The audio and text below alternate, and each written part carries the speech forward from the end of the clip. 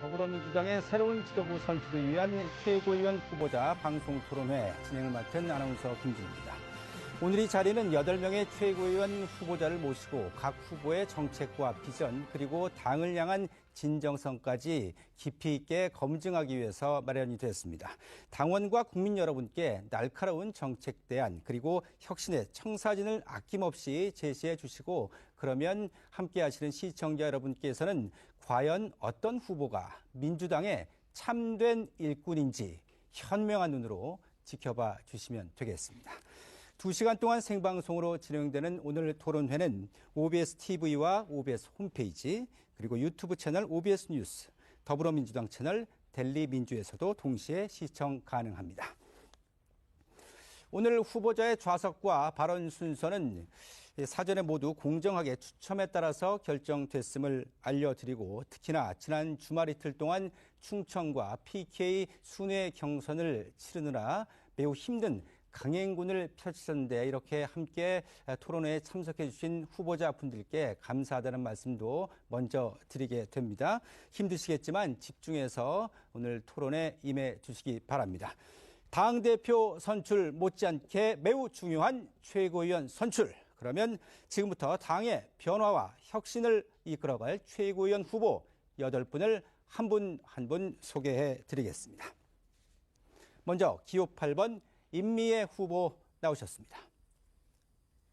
안녕하십니까. 영남 대표 후보 기호 8번 임미애입니다. 네, 어서 오십시오. 반갑습니다. 이어서 기호 2번 김용 후보 자리 빛내주셨습니다. 네, 반갑습니다. 김용입니다. 네, 어서 오십시오. 이어서 기호 3번 김영호 후보 나오셨습니다. 네, 통합 최고위원 후보 김영호입니다. 네, 어서 오십시오. 이어서 기호 5번 한민수 후보 자리 빛내주셨습니다. 안녕하십니까. 통합과 개혁 승리의 최고위원 기호 5번 한민수입니다. 네, 반갑습니다. 그리고 기호 1번 최민희 후보 나오셨습니다. 안녕하세요. 기호 1번 최민희입니다. 네, 반갑습니다. 그리고 기호 6번에 이성윤 후보 나오셨습니다. 반갑습니다. 기호 6번 이성윤입니다. 네, 어서 오십시오. 이어서 기호 7번 박선원 후보 나오셨습니다. 안녕하십니까. 윤석열과 내란 세력이 가장 두려워하는 기호 7번 박선원, 승리하는 민주당 박선원입니다. 네, 어서 오십시오. 끝으로 기호 4번 서미화 후보 나오셨습니다. 안녕하세요. 4번 타자 기호 4번 서미화입니다. 네, 서미화 후보의 인사를 끝으로 이제 본격적으로 토론에 앞서서 진행 순서 방식을 말씀드리겠습니다. 오늘 토론회는 저도 모처럼 이렇게 많은 분과 함께하게 되는데 무려 8분의 후보자와 함께하는 만큼 아주 속도감 있고 간결하게 구성을 했고요. 모두 발언을 시작으로 사회자 공통 질문 그리고 토론의 하이라이트 주도권 토론 마무리 발언 이런 순서로 토론을 종료하게 됩니다. 자, 이어서 답변 시간을 말씀드리겠습니다. 모든 후보에게 동등한 토론 기회를 제공하기 위해서 기호 4번 서미화 후보의 경우 더불어민주당 중앙당 선관위의 결정에 따라 최대 1.5배까지 연장할 수 있도록 했습니다. 공정한 토론을 위한 취지인 만큼 후보자들과 시청자 여러분의 넓은 양해 부탁드립니다. 아울러 효율적인 토론을 위해서 주어진 시간을 꼭 지켜주시고 정해진 시간을 초과하게 되면 마이크를 내리거나 사회자가 개입할 수 있다는 점을 말씀드립니다. 자, 그럼 첫 순서로 모두 발언 시작하겠습니다. 이 최고위원이라는 자리가 당의 핵심 의사 결정을 이끄는 또 민주당의 미래 방향성을 결정하는 막중한 임무를 띈 자리죠. 후보들의 모두 발언을 통해서 출마 의지와 각오 들어보겠습니다. 자, 후보별 발언 시간은 1분 드리고요. 서미화 후보에게는 1분 30초의 시간을 드리겠습니다. 먼저 기호 8번 임미애 후보의 모두 발언부터 청해 듣겠습니다. 한번 자료를 봐주시기 바랍니다. 계엄과 탄핵을 거치면서 당시 이재명 후보가 얻은 득표입니다. 광주, 전남, 전북에서 무려 85%에 달하는 지지를 얻었습니다. 그런데 이것도 한번 봐주시기 바랍니다. 보시면 김문수 후보와 이준석 후보의 표를 합치면 25,649표 차이로 저희는 졌습니다. 이처럼 매번 선거에서 민주당은 민주진보 세력의 총역량을 결집해도 겨우 이기는 불안정한 정치 지형을 가지고 있습니다. 민주당이 안정적이고 지속적인 승리를 하기 위해서는 두 가지 과제가 필요합니다.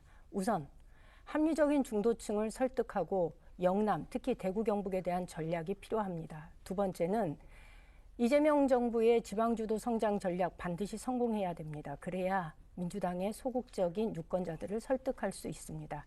이 두 가지 과제를 이룩하기 위해서는 당이 준비해야 될 것이 있는데요. 그중에 하나가 바로 사람을 준비하는 마무리해 겁니다. 주시기 바랍니다. 네, 그 사람을 준비하는 것의 첫 번째가 저 임예를 마무리 끊겠습니다. 최고위원으로 뽑아주시는 겁니다. 바로 멈춰 주십시오. 자, 시간이 좀 많이 지나갔기 때문에 제가 한 1, 2초 정도는 좀 드릴 수 있는데 한 10초 가까이 지나가서 어쩔 수 없이 끊었다는 말씀 양해 부탁드립니다. 자, 이어서 기호 2번 김용 후보의 모두 발언 듣겠습니다. 시간 동일하게 1분 드립니다. 기호 2번 김용희입니다.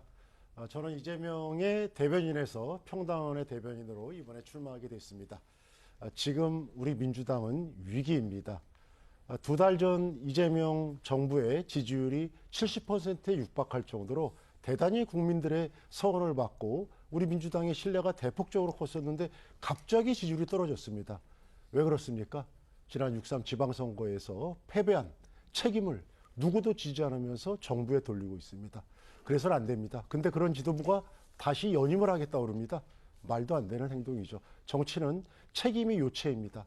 책임지는 지도부가 필요하고 무엇보다 이재명 정부의 남은 4년 동안 우리가 성공시키기 위해서는 저 김용희 평당원의 대변인으로서 누구보다 민주당의 개혁 그리고 그동안 이재명 대통령과 함께 성남과 경기도에서 함께해온 이러한 국정 철학을 이해하면서 최선을 다할 수 있다고 생각해서 나왔습니다. 열심히 하겠습니다. 네, 정확하게 1분 맞춰주셨고요. 계속해서 기호 3번 김영호 후보의 모두 발언 듣겠습니다. 네, 안녕하세요. 기호 3번 김영호입니다. 존경하는 국민 여러분, 당원 여러분. 저 김영호는 뼛속까지 민주당원입니다. 박정희 전두환 독재와 맞서 싸우던 아버지 훈홍 김상현의 아들로 태어나 민주당과 생사고락을 함께 해왔습니다. 당이 위기에 빠졌을 때 몸살이지 않았습니다. 12.3 불법 계엄 비상시국에 윤건희 100대 비리 검증단장을 맡아서 내란 세력 몰아내고 윤석열 탄핵 이끌어냈습니다. 24년 총선에서 서울시당 위원장으로 압도적 승리를 가져왔습니다. 25년 대선에서 이재명 후보 홍보본부장을 맡아 국민주권정부 탄생을 견인해왔습니다. 큰 선거를 승리로 이끌어본 경험은 저 김영호가 유일합니다. 3선에 검증된 실력, 기호 3번 김영호에게 힘을 모아주십시오. 이재명 정부 성공으로 이끌고 총선 승리 꼭 가져오겠습니다. 네, 고맙습니다. 시간 잘 지켜주셨고요. 이어서 기호 5번 한민수 후보의 1분간의 모두 발언 듣겠습니다. 사랑하고 존경하는 당원 동지 여러분, 국민 여러분, 오직 당심, 오직 민심, 기호 5번 최고위원 후보 한민수입니다. 당원 동지 여러분, 저에게는 꿈이 있습니다. 첫째도, 둘째도, 셋째도 이재명 정부를 성공시키는 것입니다. 이재명 정부의 성과를 온전히 이어받아 2028년 총선을 승리하고 2030년 대선을 승리해서 제5기 민주정부를 세우는 게 저의 꿈입니다. 우리 민주당의 역사는 단결하면 승리했고 패배하면 분열하면 패배했습니다.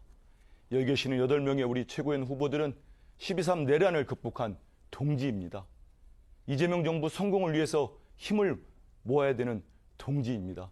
그래서 경쟁은 치열하게 하되 분열의 용어는 사용하지 않길 바랍니다.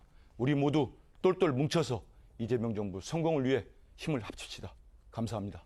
네, 감사합니다. 이어서 기호 1번 최민희 후보의 모두 발언 듣겠습니다. 예, 안녕하세요, 국민 여러분. 저는 기호 1번 언론개혁 일편단심 최민희입니다. 저희가 70년 만에 매우 어려운 검찰개혁을 이뤄냈습니다. 이게 가능했던 것은 정청래 전 대표의 뚝심과 한병도 원내대표의 차분한 일처리 덕분입니다. 감사드립니다. 이제 남은 개혁은 언론개혁, 사법개혁입니다. 특히 저는 언론개혁을 위해 40년 인생을 바쳤습니다. 일 하나는 딱 부러지게 하는 제가 언론개혁 마무리하겠습니다. 그러나 검찰개혁, 언론개혁, 사법개혁은 그것이 목표인 개혁은 아닙니다. 저희의 모든 목표는 민생개혁입니다. 내 삶을 바꾸는 이재명 정부, 내 삶을 바꾸는 민주당, 민생개혁에 시동을 걸겠습니다. 주가가 불안정하고 부동산 값이 출렁입니다. 이제 저희가 지혜를 모아 민생개혁을 위해 힘차게 나가겠습니다. 고맙습니다. 네, 감사합니다. 최민희 후보의 모두 발언이었고요. 이어서 기호 6번 이성윤 후보의 모두 발언 청해 듣겠습니다.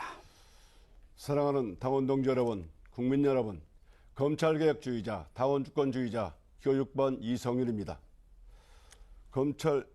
우리의 과제는 분명합니다. 검찰개혁 완수, 당원 일일표제 사수입니다. 검찰개혁 법안이 통과됐지만 법안 통과로 끝나는 것이 아닙니다. 아직도 검찰에는 직접수사 인력과 조직이 그대로 남아 있습니다. 제대로 개혁하지 않으면 제2의 윤석열과 같은 자가 또다시 출연할 수 있습니다. 끝까지 긴장을 늦춰서는 안 됩니다. 검찰개혁 끝까지 완수해야 합니다. 이제 막 시작한 당원 1인 1표제 확실히 뿌리 내리도록 해야 됩니다. 그 누구도 흔들 수 없는 당원주권 정당 민주당 저 이성윤이 사수하겠습니다. 민주당은 개혁할 때 지지를 받았고 승리했습니다. 저 이성윤 정청래 당대표 후보와 함께 개혁하고 개혁해서 이재명 정부의 성공을 뒷받침하겠습니다. 많이 도와주십시오. 네, 감사합니다. 자, 이어서 기호 7번 박선원 후보의 1분간의 모두 발언 듣겠습니다. 존경하는 국민 여러분, 사랑하는 당원 동지 여러분, 우리 당의 가장 유능한 기호 7번 박선원입니다. 세 가지 일을 하겠습니다. 첫째, 아직 끝나지 않은 내란 완전히 청산하겠습니다. 우리 국정을 흔들고 해방하는 모든 세력으로부터 우리 정부를 지켜내겠습니다. 다시는 내란 꿈도 못 꾸게 하겠습니다. 둘째, 이재명 정부 성과를 내는데 최선을 다하겠습니다. 국정 운영 경험이 있습니다. 이 자리에서 유일하게 청와대와 국정원, 외교부에서 일했습니다. 일은 해본 사람이 하는 것 아니겠습니까? 이재명 정부 대통령께서 성과 내겠다, 속도 내겠다, 호흡 맞춰달라 요구하고 있습니다. 확실하게 뒷받침해서 온 국민이 그 성과를 체감할 수 있도록 하겠습니다. 세 번째, 승리하는 민주당 만들겠습니다. 2028년의 총선 그리고 대선 확실하게 이겨내겠습니다. 승리하는 민주당 만듭니다. 박선원입니다. 네, 감사합니다. 이제 끝으로 서미화 후보의 모두 발언 청해 듣겠습니다. 존경하는 당원 동지 여러분, 희망을 미래로 누구도 표제되지 않는 모두의 민주당을 위해 나선 기호 4번 서미화입니다. 저는 평생을 시각장애 여성으로 차별과 배제의 벽을 온몸으로 마주하며 살아왔습니다. 인권운동 현장에서 사회적 약자의 권리를 치열하게 지켜왔고 그 현장의 목소리를 제도로 바꾸기 위해서 22대 국회에 들어왔습니다. 민주당은 서민과 사회적 약자를 표방해온 정당입니다. 여성, 장애인, 청년, 노인 등 사회적 약자의 목소리를 남이 아닌 직접 당사자로서 지도부에서 앞장서 대변하겠습니다. 사회적 약자의 최후 보루 국가인권위원회를 정상화시키겠습니다. 장애인 이동권 투쟁이 시작된 지 벌써 20년이 지나가고 있습니다. 이제는 정치가 응답을 해야 합니다. 교통약자 이동권 보장법, 당론으로 채택해서 장애인이 시민으로 이동하는 민주주의를 만들겠습니다. 장애인이 편한 세상은 결국 모든 국민이 함께 편한 세상입니다.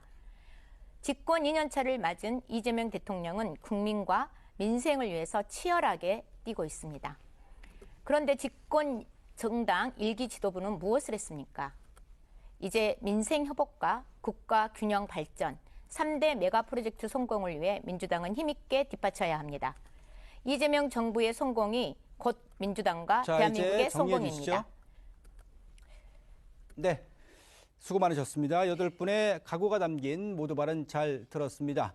이제 본격적인 검증에 들어가서 사회자 공통 질문 시간입니다. 이번 순서 3개의 공통 질문을 준비했고 답변은 1분, 서미화 후보는 1분 30초 동안 답변이 가능합니다. 첫 번째 사회자 공통 질문, 우리 사회가 꼭 풀어야 할 숙제입니다. 바로 양극화 문제입니다. 질문 잘 들어주시고 답변 준비해 주시기 바랍니다. AI 시대 본격화는 우리 경제의 큰 성장의 기회가 되고 있지만 한편으로는 경제, 사회적 양극화를 더욱 심화시킬 것이란 우려도 커지고 있습니다. 특히 주식이나 부동산 등 자산에 투자할 여력이 있는 계층과 그렇지 않은 계층 간의 격차가 갈수록 벌어지고 있는데요. 경제적 불평등을 해소하고 사회적 안전망을 구축할 실효성 있는 대책은 무엇인지 말씀해 주시기 바랍니다. 이번엔 정해진 순서에 따라서 김용 후보부터 1분간 답변해 주시기 바랍니다. 예, 워낙 복잡한 문제이기 때문에 처방이 복합적으로 이루어져야 됩니다. 그렇지만 저는 양극화의 답은 기본사회라고 생각합니다. 제가 경기도에서 이재명 지사님을 모시고 기본 소득에 대해서 설계하고 시작을 함께 했습니다. 최근에 이재명 정부에서 농어촌 기본소득 같은 경우 전국에서 이 기회를 더 달라고 시범 사업을 더 늘려달라고 아주 아우성입니다. AI 대전환의 시대에 이 가파른 성장도 예상됩니다만은 그늘도 너무나 걱정됩니다. 특히 청년 일자리라든가 여러 가지 문제, 이러한 문제에 있어서 복합 다단한 문제를 갖다가 우리가 그 성장의 과실을 우리 국민들에게 돌아가게 해야 되는 이게 양극화의 가장 빠른 길이 될 겁니다. 저는 그래서 이 기본사회에 대한 문제를 갖다가 철저하게 우리 당에서 뒷받침하고 이재명 정부에서 실시할 수 있도록 적극적으로 뒷받침을 하겠습니다. 네, 감사합니다. 기본사회를 중심으로 언급을 해주셨고요. 이어서 김영호 후보의 1분간의 답변 듣겠습니다.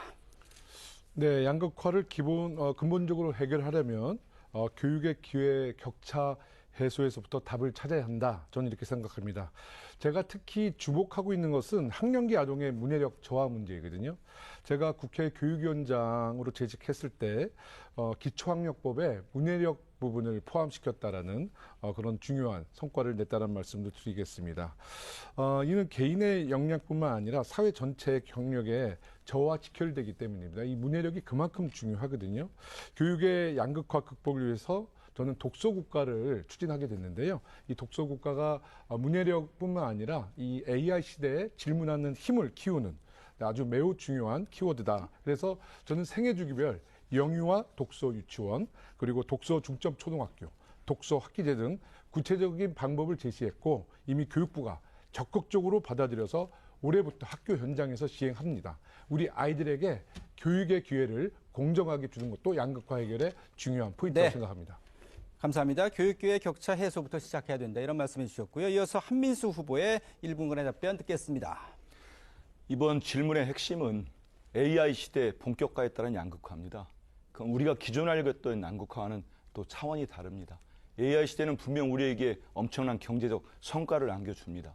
하지만 기술 격차, 또 대기업과 중소기업, 자본가와 비자본가의 격차는 커질 수밖에 없습니다. 결국 핵심은 온 국민들이 이 AI 시대 우리가 기술 개발과 경제 성장에 따른 성과를 모두 누리게 할 수 있는 겁니다. 그래서 우리 이재명 대통령님께서 공약으로 내걸었던 모두의 AI가 있었고 디지털 포용 정책이 있었습니다. 제가 얼마 전에 읽었던 김대식 교수의 카이스트 김대식 교수의 AGI 천사인가 악마의 책을 보면은 이 양극화는 극단적으로 벌어질 수가 있습니다. 이거는 정부에서 정치권에서 적극적으로 할 수밖에 없습니다. 현재 우리 정부가 추진하는 미래 대응 기금은 좋은 정책 모범이 될 수 있습니다. 저는 최고위원이 된다면 이를 뒷받침할 수 있는 입법과 정책을 같이 하겠습니다. 네, 수고하셨습니다. AI 시대의 보편화에 대해서 강조해 주셨고요. 이어서 최민희 후보의 1분간의 답변 이어 듣겠습니다. 예, 다행히 AI 3강 이재명 정부의 목표가 실현될 것 같습니다. 매우 기쁜 일이고요. 그리고 AI 시대에 양극화가 더 심해지는데 다행인 일이 있습니다. 세수가 반도체 호황으로 늘어납니다. 올해 100조 그리고 200조 더 많이 늘어날 수 있다고 합니다. 결국은 소득의 분배, 사회적 소득의 분배를 통해서 저는 양극화를 해소할 수 있다고 생각하고 그 누구에게 소득을 먼저 분배할 것인가 그 기준을 세워야 할 것 같습니다. 그래서 사회적으로 소외받는 계층, 차상위 계층, 기본 계층 먼저 기본소득을 실천하기를 기대합니다. 그리고 농어촌 기본소득 그리고 청년 기본소득도 먼저 저희가 시도해 볼 수 있다고 생각합니다. 양극화는 해소할 수 있습니다. AI 3강 달성하면 해소할 수 있습니다. 네. 자, 새 수학제가 예상되면서 분배의 기준을 마련하는 것이 중요하다. 이런 요지였고요. 이어서 이성윤 후보의 답변 듣겠습니다. AI 3대 강국은 이재명 정부의 핵심 국정 과제입니다. 그러나 AI 대전환의 성장 과실이 일부 기업에게만 돌아간다면 오히려 양극화를 더 심화시키게 됩니다. 이재명 정부는 AI와 반도체 화학으로 생긴 초과 세수를 미래 대응기금을 조성해서 미래 청년 지방 교육에 집중 투자하겠다고 발표했습니다. 중요한 것은 이 기금이 제대로 양극화 해소에 쓰이느냐입니다. 청년의 주거와 일자리를 만들고 지방의 성장 기반을 만들고 AI 시대에 누구나 필요한 교육을 받도록 해야 합니다. 또한 AI 대전환 과정에서 소외되는 국민이 없도록 해야 됩니다. 저 이성윤은 최고위원으로서 이 향후 미래 대응 기금의 입법과 그리고 예산을 촘촘히 챙기겠습니다. 모든 국민에게 골고루 혜택이 돌아갈 수 있도록 함께 하겠습니다. 네, 수고 많으셨습니다. 역시 초과 세수 활용에 대한 중점을 두고 말씀을 해주셨고, 이어서 박선원 후보의 1분간의 답변 이어듣죠.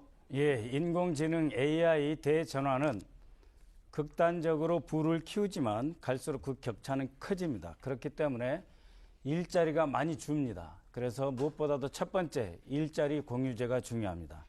그리고 기본소득을 보장해야 됩니다. 국가 일반 연구기관들에서는 기본소득이 약 월 250만 원 정도는 필요하다. 그것은 약 3만 달러입니다. 그래서 3만 달러를 목표로 기본소득을 축적을 해서 그래서 배분할 수 있는 구조를 만들어야 된다. 그리고 워낙 큰 부가 몰렸기 때문에 이것이 뭉쳐서 돌아다니면 곳곳에 충격을 일으킵니다. 그래서 국부의 총량이 제대로 흘러갈 수 있도록 건전한 투자와 기업의 그 생산성 향상으로 이루어질 수 있도록 끊임없이 정부가 산업 정책을 고도화시켜야 됩니다. 세 번째로 이제 이 돈은 지역 청년 소상공을 위해서 직접적으로 쓰여져야 한다. 그렇게 해서 소득 격차를 줄여야 한다고 생각합니다. 네, 감사합니다. 일자리 감소에 따른 공유제 그리고 기본소득에 대한 보장 말씀을 해주셨고요. 자, 이번에는 서미아 후보입니다. 답변은 1분 30초 드리겠습니다. 네, AI 격차는 미래 문제가 아니라 이미 현실이 됐습니다. AI가 성장 동력은 맞지만 그 혜택이 이미 자산과 교육의 기회를 갖고 있는 사람들에게만 집중된다면 불평등은 훨씬 더 심화될 것으로 보입니다. 과거 산업화 과정에서 사회적 약자가 배제되어 온 것이 반복되면 안 됩니다. 무엇보다도 국가가 나서서 AI 장벽을 없애고 소득, 지역, 또 연령, 장애 여부와 상관없이 모두가 AI를 접근할 수 있는 공공 AI 교육 제도를 마련해야 된다고 봅니다. 그래서 정부 방향대로 모두의 AI가 될 수 있게 해야 됩니다. 두 번째로는 AI를 활용해서 국민 삶의 필수 조건인 주거, 의료, 돌봄에 대한 국가 책임을 강화해야 됩니다. 그 공공성을 담보로 해서 삶의 기본적인 조건에서부터 비롯된 불평등을 좁혀야 됩니다. 정부의 국정 방향대로 AI 경쟁력과 국민의 삶이 함께 성장하는 AI 기본사회를 만드는 것입니다. AI 기본사회는 기술의 가감에게 투자를 하되 그 기술과 혜택에서 배제되는 국민이 없도록 국가가 책임을 지는 것입니다. 제가 AI 전환이 불평등에 미치는 영향을 꼼꼼하게 살피고요. 필요한 입법이 있다면 신속하게 뒷받침을 하겠습니다. 이상입니다. 네, 고맙습니다. 모두의 AI가 중요하다. 그런 세부 사항들 말씀해 주셨고요. 이제 오래 기다리셨습니다. 끝으로 임미애 후보의 1분간의 답변 듣겠습니다. 성장의 과정에서 소외된 사람들이 생기기 마련입니다. 그리고 사회 경제적 양극화는 더욱 커지기 쉬운 한계를 가지고 있습니다. 지금 당장 활용할 수 있는 건 추가 세수인데요. 반도체, AI의 호황 등으로 발생하는 추가 세수를 적극 활용할 필요가 있습니다. 마침 그 청와대에서도 미래 대응 기금을 신설한다고 합니다. 저는 이 미래 대응 기금을 미래 세대와 성장 동력에 투자하는 것이 무엇보다 시급하다 이렇게 봅니다. 그리고 사회적으로 소외된 계층에 대해서 실질적인 사회 안전망을 구축하는 것도 빠르게 진행되어야 됩니다. 이런 사회가 되면은 특히 농어촌이 굉장히 어려워지는데요. 농어촌에서는 자산 격차, 지역 소멸이라는 이중고에 시달리고 있습니다. 그래서 농어촌 기본소득을 전면화하는 것이 무엇보다도 필요하다. 그리고 농어촌의 소득 안전망을 확실하게 구축하는 것, 그것이 먼저 이루어져야 된다 생각합니다. 네, 역시 이성윤 후보와 마찬가지로 초과 세수를 잘 활용해야 된다는 말씀을 해주셨고요. 이제 두 번째 공통 질문 드리겠습니다. 정말 중요한 사안이죠. 너무 힘들다고 합니다. 이 계층이 바로 청년 정책 관련 질문입니다. 잘 듣고 답변해 주시기 바랍니다. 최근 2030 젊은 유권자들의 민주당 이탈과 청년 세대의 보수화 경향이 뚜렷해지고 있습니다. 그동안 민주당이 청년층의 목소리를 충분히 담아내지 못했다는 지적인데요. 최고위원에 당선되신다면 돌아선 청년들의 마음, 이것을 다시 얻을 구체적인 보관은 무엇인지 말씀해 주시기 바랍니다. 이번에는 순서에 따라 김영호 후보부터 1분간의 답변 듣겠습니다. 네, 저의 청년 대표 공약은 청년 최고위원들의 의무화 제도, 청년 참여 예산제, 중앙당 청년 담론위원회 설치인데요. 청년 참여 예산제에 대한 말씀을 드리겠습니다. 정부가 추진하는 거대 청년 프로젝트가 아닌 우리 더불어민주당의 지방정부의 그 지역의 여건에 맞는 예산을, 청년 예산을 할애해서 이 청년의 예산을 놓고 지역 청년들이 자신들의 여러 가지 애로사항과 골목의 꿈을 실현시킬 수 있는 실질적인 청년들이 주체가 돼서 참여가 돼서 청년들의 사업을 청년 스스로 결정할 수 있는 그런 청년 참여 예산제를 추진하겠습니다. 지금까지 많은 정치인들이 청년들과 만나서 소통을 했다고 하지만 주로 경청을 했을 뿐이지 경청한 답변이 없었습니다. 저희 더불어민주당의 유능한 지방정부가 우리 당의 기초단체장, 지방위원들과 함께 청년의 골목의 꿈을 꼭 실현시켜서 청년들이 더불어민주당에 다시 돌아오게 하겠습니다. 네, 감사합니다. 생방송인 관계로 속도감 있게 진행을 해야 되겠네요. 이어서 한민수 후보의 답변 듣겠습니다. 예, 왜 우리 2030 세대들이 우리 민주당을 외면하고 있는지, 저는 민주당 정치인인 저는 우리 2030에게 어떻게 비춰지고 있는지를 되돌아보게 됐습니다. 저 역시 청년, 20대 청년 3명을 키우고 있는 아버지입니다. 그 큰아이에게 민주당은 어떻게 비춰지니 물어봤습니다. 기득권이라는 답이 돌아왔습니다. 청년 세대에게 우리 민주당은 이미 기득권으로 자리 잡고 있구나. 제가 이번에 최근에 출마하면서 내건 주요 공약 중에 하나가 세대통합위원회입니다. 2030, 4050, 6070 세대별 위원회를 두고 전문가와 그 세대 계층과 국회의원들이 전담을 해서 해법을 찾아보겠습니다. 초과세수 말씀 또 드릴 수밖에 없습니다. 저는 내년에 100조 원이 더 거친다고 합니다. 청년들이 진짜 원하는 일자리, 주거, 출생 이 부분들을 도톰하게 지원될 수 있도록 그 방법을 찾아보겠습니다. 네, 감사합니다. 이어서 최민희 후보의 1분간의 답변 이어 듣겠습니다. 예, 첫 번째 경청입니다. 당장에 우리 아들, 딸로부터 듣겠습니다.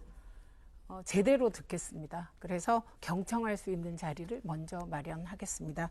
다음으로 청년 기본주택입니다.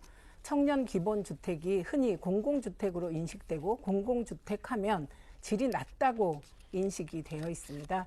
이제 좀 고품질의 청년 기본주택을 많이 공급해야 된다고 생각합니다. 그를 위하여 그린벨트의 과감한 해제 필요하다고 생각합니다. 마지막으로 청년 정치인 육성입니다. 정치권이 선거 때만 청년 하다가 선거 지나면 까먹습니다. 그래서 저는 광역 기초의원의 청년 할당제를 제안 드립니다. 기초 30%, 광역 20%, 청년 할당제를 두어서 청년들이 자기 정책을 만들 수 있게 해야 합니다. 네, 감사합니다. 이번에는 이성윤 후보의 청년 정책 관련 답변 이어 듣겠습니다. 청년의 마음을 얻으려면 어떻게 해야 할까요? 기성 정치권이 먼저 판단하고 일방적으로 답을 제시해서는 안 됩니다. 현장에서 만난 청년들은 취업준비생, 노동자, 자영업자, 지역 청년들이 각각 그 고민이 달랐습니다. 제가 청년이었던 시절과 지금은 삶의 조건이나 일자리 구조가 많이 달랐습니다. 우리 당은 청년 문제 해결이 곧 국가의 미래다라는 생각으로 청년 미래 연석회의를 올해 출범시켰습니다. 제가 최고위원이 되면 청년 미래 연석회의와 전국 청년위원회 그리고 대학생위원회를 중심으로 청년들을 직접 만나겠습니다. 청년들이 직접 해법을 제시하고 정책 결정에 참여하도록 하겠습니다. 그 목소리가 민주당과 이재명 정부의 정책으로 실현될 때까지 끝까지 책임지겠습니다. 네, 감사합니다. 이어서 박선원 후보의 답변 이어듣겠습니다. 예, 왜 마음이 떠났나 돌아섰나 거기에는 정책과 사건이 있습니다. 진보정부 민주당은 평등, 공정, 정의로울 줄 알았는데 탐욕스럽다, 추악한 모습을 보였다. 그것이 바로 작년 가을에 있었던 모 의원의 자녀 결혼식에 엄청난 축의금을 받은 것으로 오해되는 사건입니다. 그때부터 청년들이 떠나기 시작했습니다. 사과하고 우리의 탐욕스러운 모습 반성해야 됩니다. 두 번째, 정책입니다. 뭘 해주겠다, 뭘 당신들이 할 수 있게 그렇게 길을 열어주겠다, 그렇게 하지 말아야 됩니다. 우리 청년들이 우리 당에서 마음껏 활개치도록 공간을 제공하는 것이 제일 중요하다. 거기서 스스로 판단하고 결정해서 무언가를 제기하면 그것을 그대로 집행할 수 있는 기본적인 틀과 제도를 우리 당 안에 만들어주는 것. 그것이 바로 가장 중요한 청년 정책이다. 우리가 알아서 해줄게가 아니라 청년들이 마음껏 활개치고 이거 하겠다 하는 공간이 제일 시급합니다. 네, 감사합니다. 이어서 서미아 후보의 1분 30초간의 답변 이어듣겠습니다. 먼저 청년들이 겪고 있는 일자리, 주거, 또 공정의 문제에 대해서 우리 민주당이 충분한 해답을 내놓지 못한 점부터 인정해야 된다고 봅니다. 청년을 정책의 대상으로만 보고 당의 정책 결정에서는 직접 결정할 수 있는 그런 기구도 없고 또 거기서는 배제하는 이것에 대해서 청년들은 민주당에 엄청난 경고를 한 것이라고 보이고요. 이재명 정부는 실제로 청년의 정책 참여 확대와 기본 생활 보장을 핵심 국정 과제로 삼았습니다. 그래서 최근에는 청년 미래 비서관까지 복원을 했습니다. 그래서 직접 청년이 국정에 참여하는 주체로 세우고 있는데요. 이런 정부의 속도와 방향에 맞춰서 당연히 민주당도 집권 여당으로서 혁신을 해야 된다고 봅니다. 저는 이제 최고위 직속 청년 정책위원회를 설치를 해서 청년 당원들이 직접 정책을 제안하고 그 제안이 당론으로 이어질 수 있는 과정을 투명하게 공개하겠습니다. 그리고 또한 이번에 무산된 청년 최고위원회 제도도 다시 추진을 하겠습니다. 청년의 목소리를 듣겠다고 하면서 정책에 대해서 청년이 직접 들어올 수 있는 문을 열지 않는 것은 책임 있는 자세가 아닙니다. 청년이 지도부에서 발언권과 의결권을 갖고 당의 미래를 함께 만들어갈 수 있도록 하겠습니다. 네, 감사합니다. 이어서 임미애 후보의 답변 듣겠습니다. 저는 청년들이 정치를 통해서 자신들의 문제를 해결할 수 있느냐라고 질문을 했을 때 그렇지 않다라고 생각을 했기 때문에 아마 정치에 대한 관심이 급속하게 떨어진 것 아닌가 생각을 합니다. 그런데 서울에서는 그런 일이 벌어졌을지 모르지만 반대로 대구와 부산에서는 오히려 민주당 후보에 대한 지지가 약 10%가량 앞섰습니다. 그런 걸 본다면 청년층이 돌아섰다라고 평가할 것이 아니라 민주당이 그들에게 보여줄 미래 정치를 하고 있느냐, 그 정치를 보여줄 수 있는 사람이 있느냐, 이렇게 평가하는 것이 더 정확한 진단이 아닐까라는 생각을 합니다. 그래서 저는 모든 정책의 설계와 집행과 평가 과정에 청년들이 참여할 수 있는, 청년들에게 끼치는 영향이 어떠한가를 평가할 수 있는 청년 인지 예산제를 도입하는 것을 적극적으로 검토할 필요가 있다, 이렇게 봅니다. 이건 청년 참여 예산과는 다릅니다. 네, 감사합니다. 끝으로 김용 후보의 1분간의 답변 듣겠습니다. 우리 청년 문제 해법에 있어서는 가장 중요한 것을 저는 기회의 보장이라고 생각됩니다. 그동안은 우리 기성세대가 민주당의 여의도 문법이 알았어 우리가 해줄게. 근데 그게 아닙니다. 청년들한테 무슨 자리를 주고 뭘 만들어주고 그게 아니라 청년들이 주체적으로 참여하는 이러한 기회를 보장해야 된다고 생각합니다. 그 안에 청년들이 들어와서 자신들이 주체가 돼서 자신들의 이야기를 담아서 자신들이 정책을 만들고 해결해 나가는 그러한 제도가 안착되어야 되는데 전혀 그러지 못했다. 대표적으로 이번에 우리가 전당대회 예비경선에서 청년 선출직을 내자고 그랬을 때 어떻게 했습니까? 과거처럼 하자 그냥. 너무 잘못된 거죠. 지방선거 끝나자 20대 여성이 떠나갔다 이런 소리를 하면서 제도를 바꾸는 거는 발을 뺍니다. 이래서는 안 됩니다. 우리는 청년들을 참여시키는 이러한 문호를 열고 그들과 함께 대한민국과 우리 민주당을 바꿔 나가야 된다고 저는 생각합니다. 네, 이제 두 번째 사회자 공통 질문까지 마무리가 됐고 세 번째 사회자 공통 질문은 분위기를 조금 편안하게 만들어 보겠습니다. 각 후보의 강점과 매력을 키워드 형태로 말씀해 주시면 되는데 예를 들어서 땡땡땡 최고위원 후보는 네모다 이렇게 키워드 형태로 본인을 표현해 주시면 되겠고요. 역시 이어서 이유까지 연달아 말씀해 주시면 되겠습니다. 시간은 1분이고요. 서미아 후보는 1분 30초 드리겠습니다. 이번에는 한민수 후보부터 시작합니다. 한민수 최고위원 후보는 네모다. 답변 이유 말씀해 주시기 바랍니다. 한민수 최고위원 후보는 민주당을 지킬 후보다. 사람이다. 저는 이미 제 지역구 서울 강북을 주민들에게 우리 당원들에게 약속을 드렸습니다.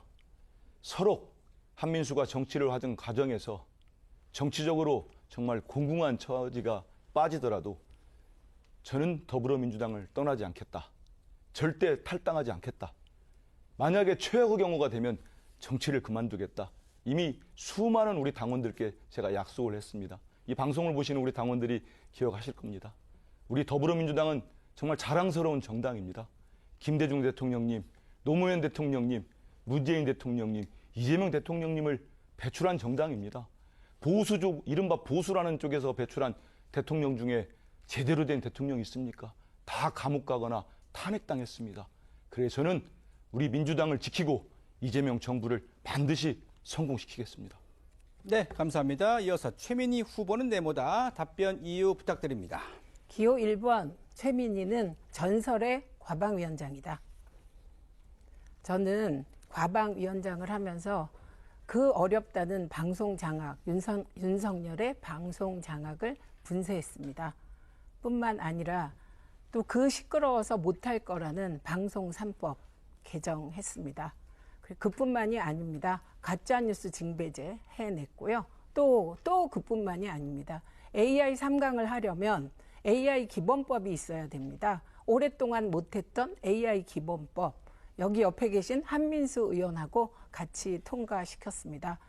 AI 3강으로 가기 위한 AI 지능법도 정말 촘촘하게 준비해놨습니다. 그리고 더 100년을 준비하기 위해 양자지능법까지 다 통과시켰습니다.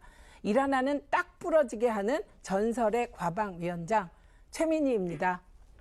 네, 감사합니다. 이어서 이성윤 최고위원 후보는 네모다. 답변 이유 말씀 부탁드립니다. 이성윤 최고위원 후보는 검찰개혁주의자다. 저 이성윤 검찰 누구보다 잘 알고 그 안에서 검찰 생활을 했습니다. 그러나 어느 순간 저는 선택해야 했습니다. 국민의 편에 설 것인가, 권력의 편에 설 것인가. 저는 조금도 망설이지 않았습니다. 국민의 편, 정의의 편을 선택했습니다. 그 결과는 처참했습니다. 무자비한 보복사, 그리고 징계, 그리고 모욕을 당했습니다. 무엇보다도 견디기 힘든 건 저와 제 아내와 저희 가족의 고통이었습니다. 하지만 저는 조금도 후회하지 않았습니다. 권력의 편이 아니라 국민의 편에 서기로 마음먹었기 때문입니다. 그 길의 끝에서 저희 당원 동지 여러분께서 제 손을 잡아주시고 일으켜 세워주셨습니다. 은혜의 진심으로 감사드립니다.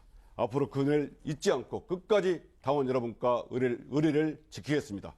네, 감사합니다. 이어서 박선원 최고위원 후보는 네모다. 답변 이유 듣겠습니다. 최고위원 후보 7번 박선원은 호남의 아들이다. 저는 전남 나주에서 태어났습니다. 지금도 광주 봉선동에 어머니와 여동생이 살고 있습니다. 우리 지역민들의 아픔과 소외 누구보다 잘 알고 있습니다. 5.18 민주화 운동을 전 세계에 알리기 위해서 전두환 군사 독재 정권과 싸우다 2년 반 감옥살이를 했습니다. 불법 계엄 징후를 가장 먼저 알 수 있었던 것도 바로 호남의 아들이었기 때문입니다. 죽은 자가 산 자를 또 살린다. 한강 작가의 말처럼 저의 경험이 내란을 막을 수 있었다. 그렇게 생각합니다. 호남의 아들로서 대통령께서 800조 3대 메가 프로젝트 추진하고 있습니다. 우리 호남에서 시작된 지방 주도 경제 성장과 대한민국의 미래, 호남의 아들 박선원이 확실하게 지원하고 책임지겠습니다. 7번 박선원입니다. 네, 감사합니다. 이어서 서미화 최고위원 후보는 네모다. 답변 이후 1분 30초 듣겠습니다. 이거 좀 봐주세요. 네. 조금만 기다려 주시고요. 네. 자, 시간 이제 드리겠습니다. 네, 말씀 주시죠. 서미화는 민주당의 희망입니다. 민주당의 희망은 익숙한 목소리를 반복하는 것이 아닙니다. 그동안 대변받지 못하고 밀려났던 국민들을 민주당의 중심에 세우는 데 있습니다. 저 서미화가 최고위원이 되는 것은 단지 장애 여성 한 명이 지도부에 들어가는 것이 아닙니다. 여성, 노인, 아동, 청년, 농어민, 인구 소멸지역 국민들까지 그 목소리가 민주당의 중심에서 울려 퍼지게 하는 일입니다. 지금 당원들과 국민들께서는 민주당의 혁신을 요구하고 있습니다. 분열을 통합으로 약자의 절박한 목소리를 정책과 제도로 실현해서 민생을 해결하는 유능한 집권 여당이 되어야 됩니다.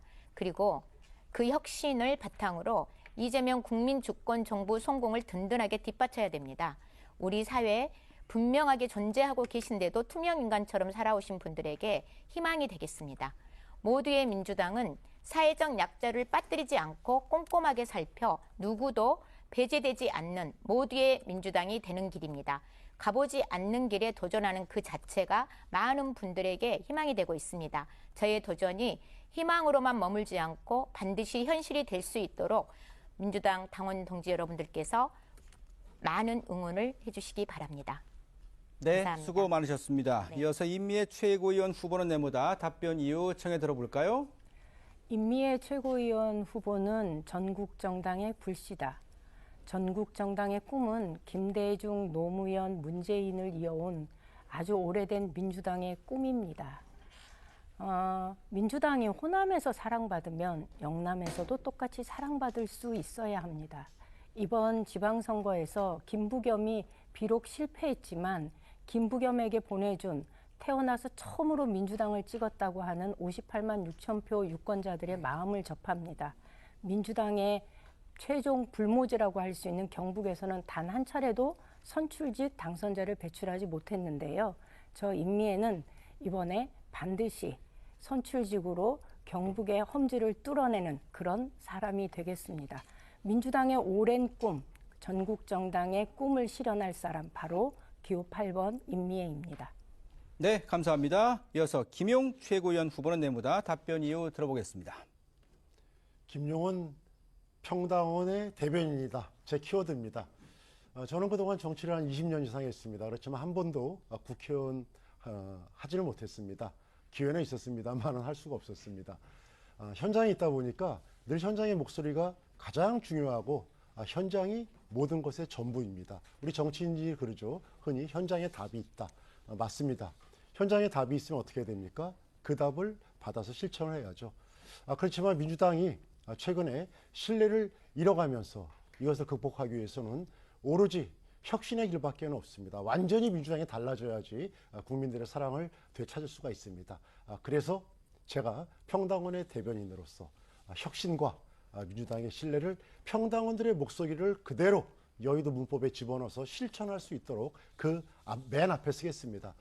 저 김용 그동안 정치하면서 크게 부려먹자 이런 얘기 많이 들었습니다. 이번에 전당대회에서 많이 부려먹어 주십시오. 네, 감사합니다. 이제 끝으로 김영우 후보, 최고위원 후보는 네모다. 답변 이후 들어보겠습니다. 기호 3번 김용우는 100년 당원이다. 백년당원은 가장 영예로운 칭호입니다. 백년당원은 당원 5조, 당에 헌신한 사람 예우하자는 취지의 제도이기도 합니다. 저의 경우 처음 입당한 이래 지금까지 단 한 번도 당을 떠난 적이 없었습니다. 당원으로 윤리규범, 품격 어떤 면에서도 누를 끼친 적도 없고 지금까지 당의 모범적인 당원으로 살아왔습니다. 사실 전 뼛속까지 민주당원, 모태 민주당입니다. 지금까지 당이 위기에 직면했을 때 백년당원 김영호가 이 위기를 외면할 수 없었습니다. 그래서 저는 최고위원회에 출마를 했습니다. 지금의 이 당 위기, 우리 위대하신 권리당원 여러분들과 잘 수습해서 원팀 만들고 이기는 민주당, 백년당원 김영호와 함께 만들어 주십시오. 감사합니다. 네, 고맙습니다. 자, 이제 오늘 하이라이트죠. 주도권 토론으로 연결하겠습니다. 후보들에게 총 6분의 시간이 주어지게 되겠고요. 서미아 후보에게는 8분의 시간을 드리겠습니다.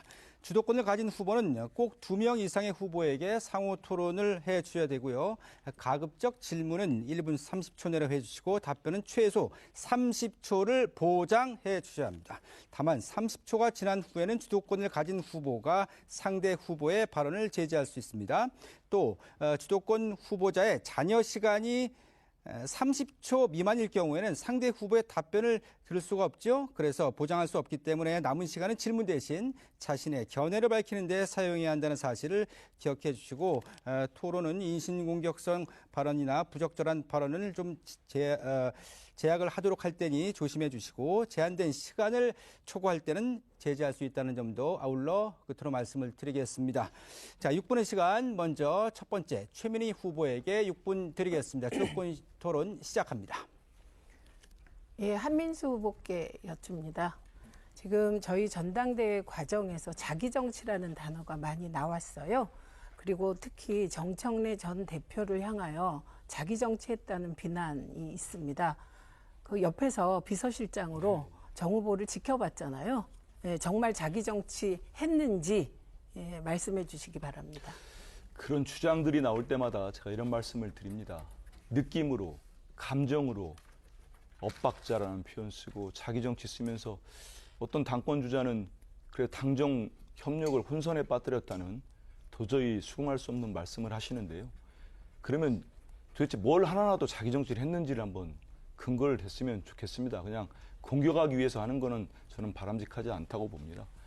제가 지난 한 11개월 동안 우리 더불어민주당 정청래 전 당대표 일기 최대 때 있었던 일을 그냥 간략하게 정리만 한번 했습니다. 한번 보십시오. 검찰개혁, 사법개혁. 사법개혁은 그 수십 년 동안 우리 정치권, 우리 당이 못했던 대법관 증원, 재판 소원제, 법 왜곡죄를 해냈습니다. 언론개혁, 여기 계신 우리 전설의 과방위원장 최민희 위원장님과 함께 언론 정보통신망법 바꾸지 않았습니까? 당원 주권정당 만들지 않았습니까? 그런데 왜 자기 정치를 했다고 성과가 없다고 그런 말씀들을 하십니까? 제가 한번 이런 예를 들어볼게요. 제가 정치부 기자도 오래 했습니다. 그래서 보통의 당대표에게 자기 정치를 할 때 공격할 때는 이런 두 가지를 댑니다. 인사나 공천입니다. 그러면 이번에 정청래 대표에 해당되는 게 인사와 공천이 있었습니다. 제가 말씀드릴게요. 인사 때 전 모든 언론이 뭐라고 했습니까? 그 중요한 사무총장, 정책위의장, 전략기획위원장, 정책위 수석부의장 본인을 돕지 않았거나 심지어는 상대방 후보를 도왔던 사람들을 발탁해 썼습니다. 전 언론에서 탕평 인사라고 했습니다. 이게 자기 정치입니까? 그리고 6.3 지방선거 공천에서 사천 하나로 있으면 대보십시오. 본인이 억울한 컷오프를 당했기 때문에 모든 경선을 시켰습니다. 본인과 가까운 후보들이 감점을 받고 떨어지기까지 했습니다. 전 이런 것들 제가 말씀드린 근거를 한번 보십시오. 저는 정청래 전 당대표 시절에 자기 정치는 없었다고 생각합니다. 그리고 오히려 대표 후보자를 여기서 선전하는 행위가 최고위원과 토론회에 적합합니까? 일단 그 룰에 위배되지 않기 때문에 30초 이후에 계속 듣는 것은 주도권을 진 후보자의 지금 권리이기 시간이 때문에요. 계속 가고 있습니다. 자, 좀 타임 멈춰야 홀드 될것 해주시고요. 자, 타임 홀드 해주시고요. 제가 10초 더 드리겠습니다. 네. 10초 더 드리면 되겠죠? 네. 계속 이어주시죠. 그 한민수 후보는 그 총리 시절 당대표가 로망이라고 한 행위가 오히려 자기 정치 아니냐고 반문하신 적이 있습니다.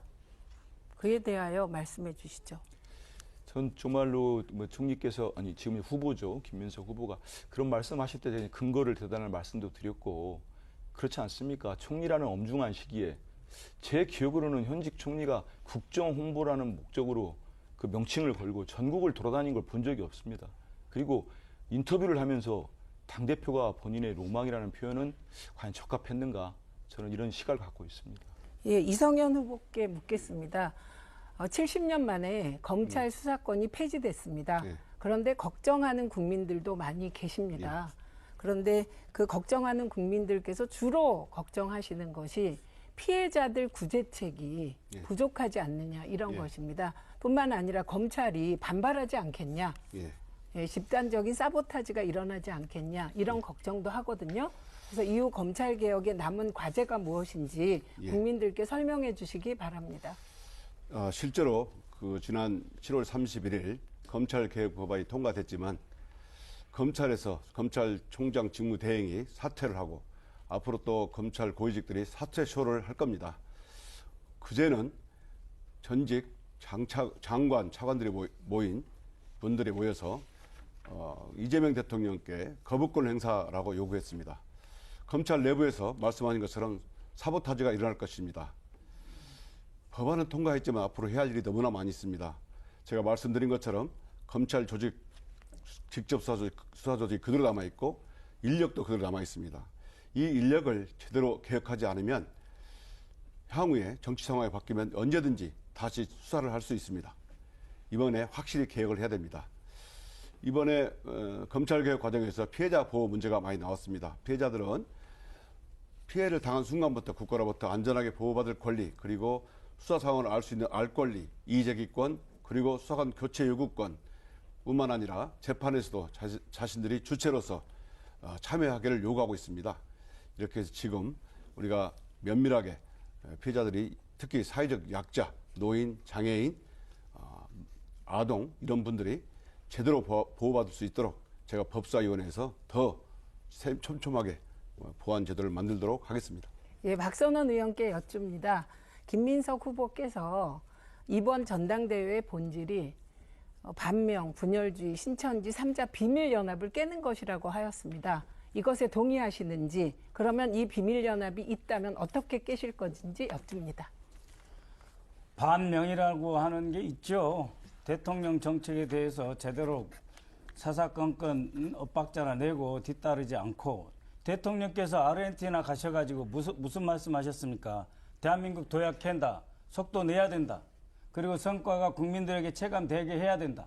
그런데 단 한마디라도 이번 전당대회 토론 과정에서 정청래 팀이 무슨 말을 했습니까? 단 한 번이라도 대통령님 고생하고 계시는데 우리가 뒷받침하고 800조 메가 프로젝트 제대로 뒷받침하고 제대로 유능하게 일 좀 합시다. 그런 말 하나 들은 적이 없습니다. 박 의원님, 제 35초를 보장해 드렸기 때문에 여기서 좀 끊도록 하겠습니다. 자, 이어서 이성윤 후보에게 6분간의 주도권 토론 넘기겠습니다. 시작해 주시기 바랍니다. 예, 역사는 증명하고 있습니다.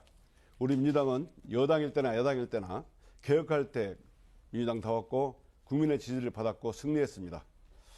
과거 180석을 가지고도 엄중, 진중 모드로 개혁을 주저하다가 국민의 신뢰를 얻었던 적도 있습니다.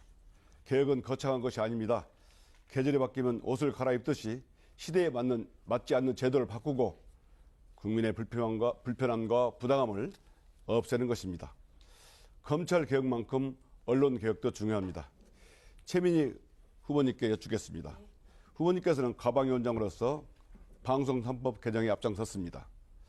방송 3법 개정 이후에 언론 개혁을 완성하기 위해서 어떤 점이 더 중점을 두어야 한다고 생각하시는지 말씀해 주십시오. 예, 일단 방송 개혁 쪽은 1단계 마무리되었고요. 이제 남은 것이 언론중재법, 그리고 포털 개혁, 그리고 정부 광고 개혁 등입니다. 특히 이 정부 광고 개혁은 1조 4천억 원이 넘는 정부 광고를 배분하는 문제이기 때문에 이것이 언론의 공론장 형성을 위하여 잘 쓰여야 됩니다. 그래서 이 세 가지가 남은 언론개혁 과제입니다.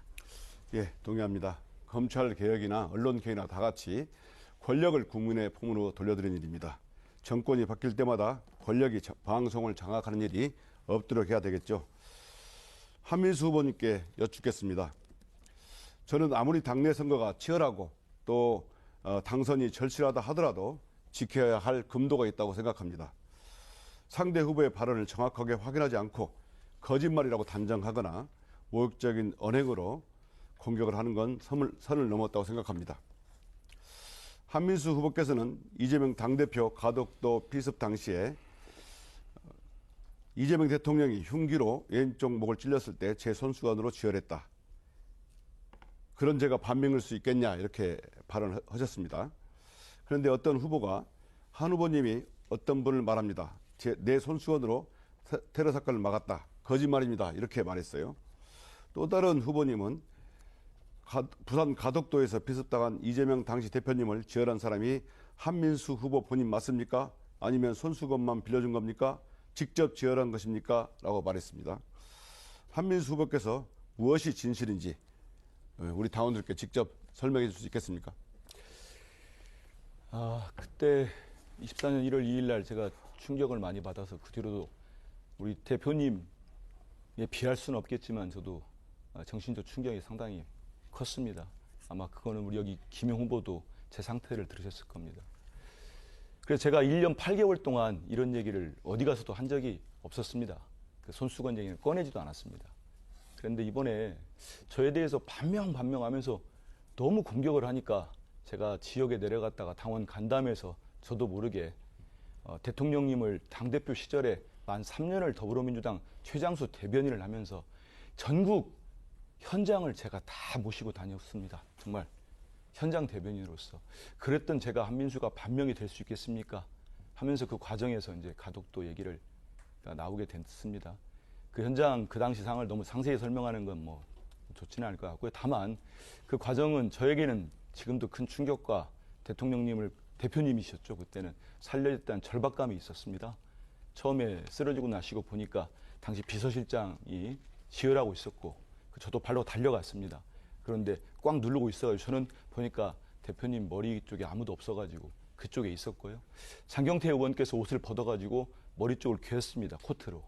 그리고 제 코트는 벗어서 대표님 체온이 떨어질까봐 1월 2일가 날씨가 추웠거든요. 몸을 덮어드렸습니다. 그리고 이제 구급대원들이 연락이 와서 제가 전화를 받았습니다. 바꿔줘서.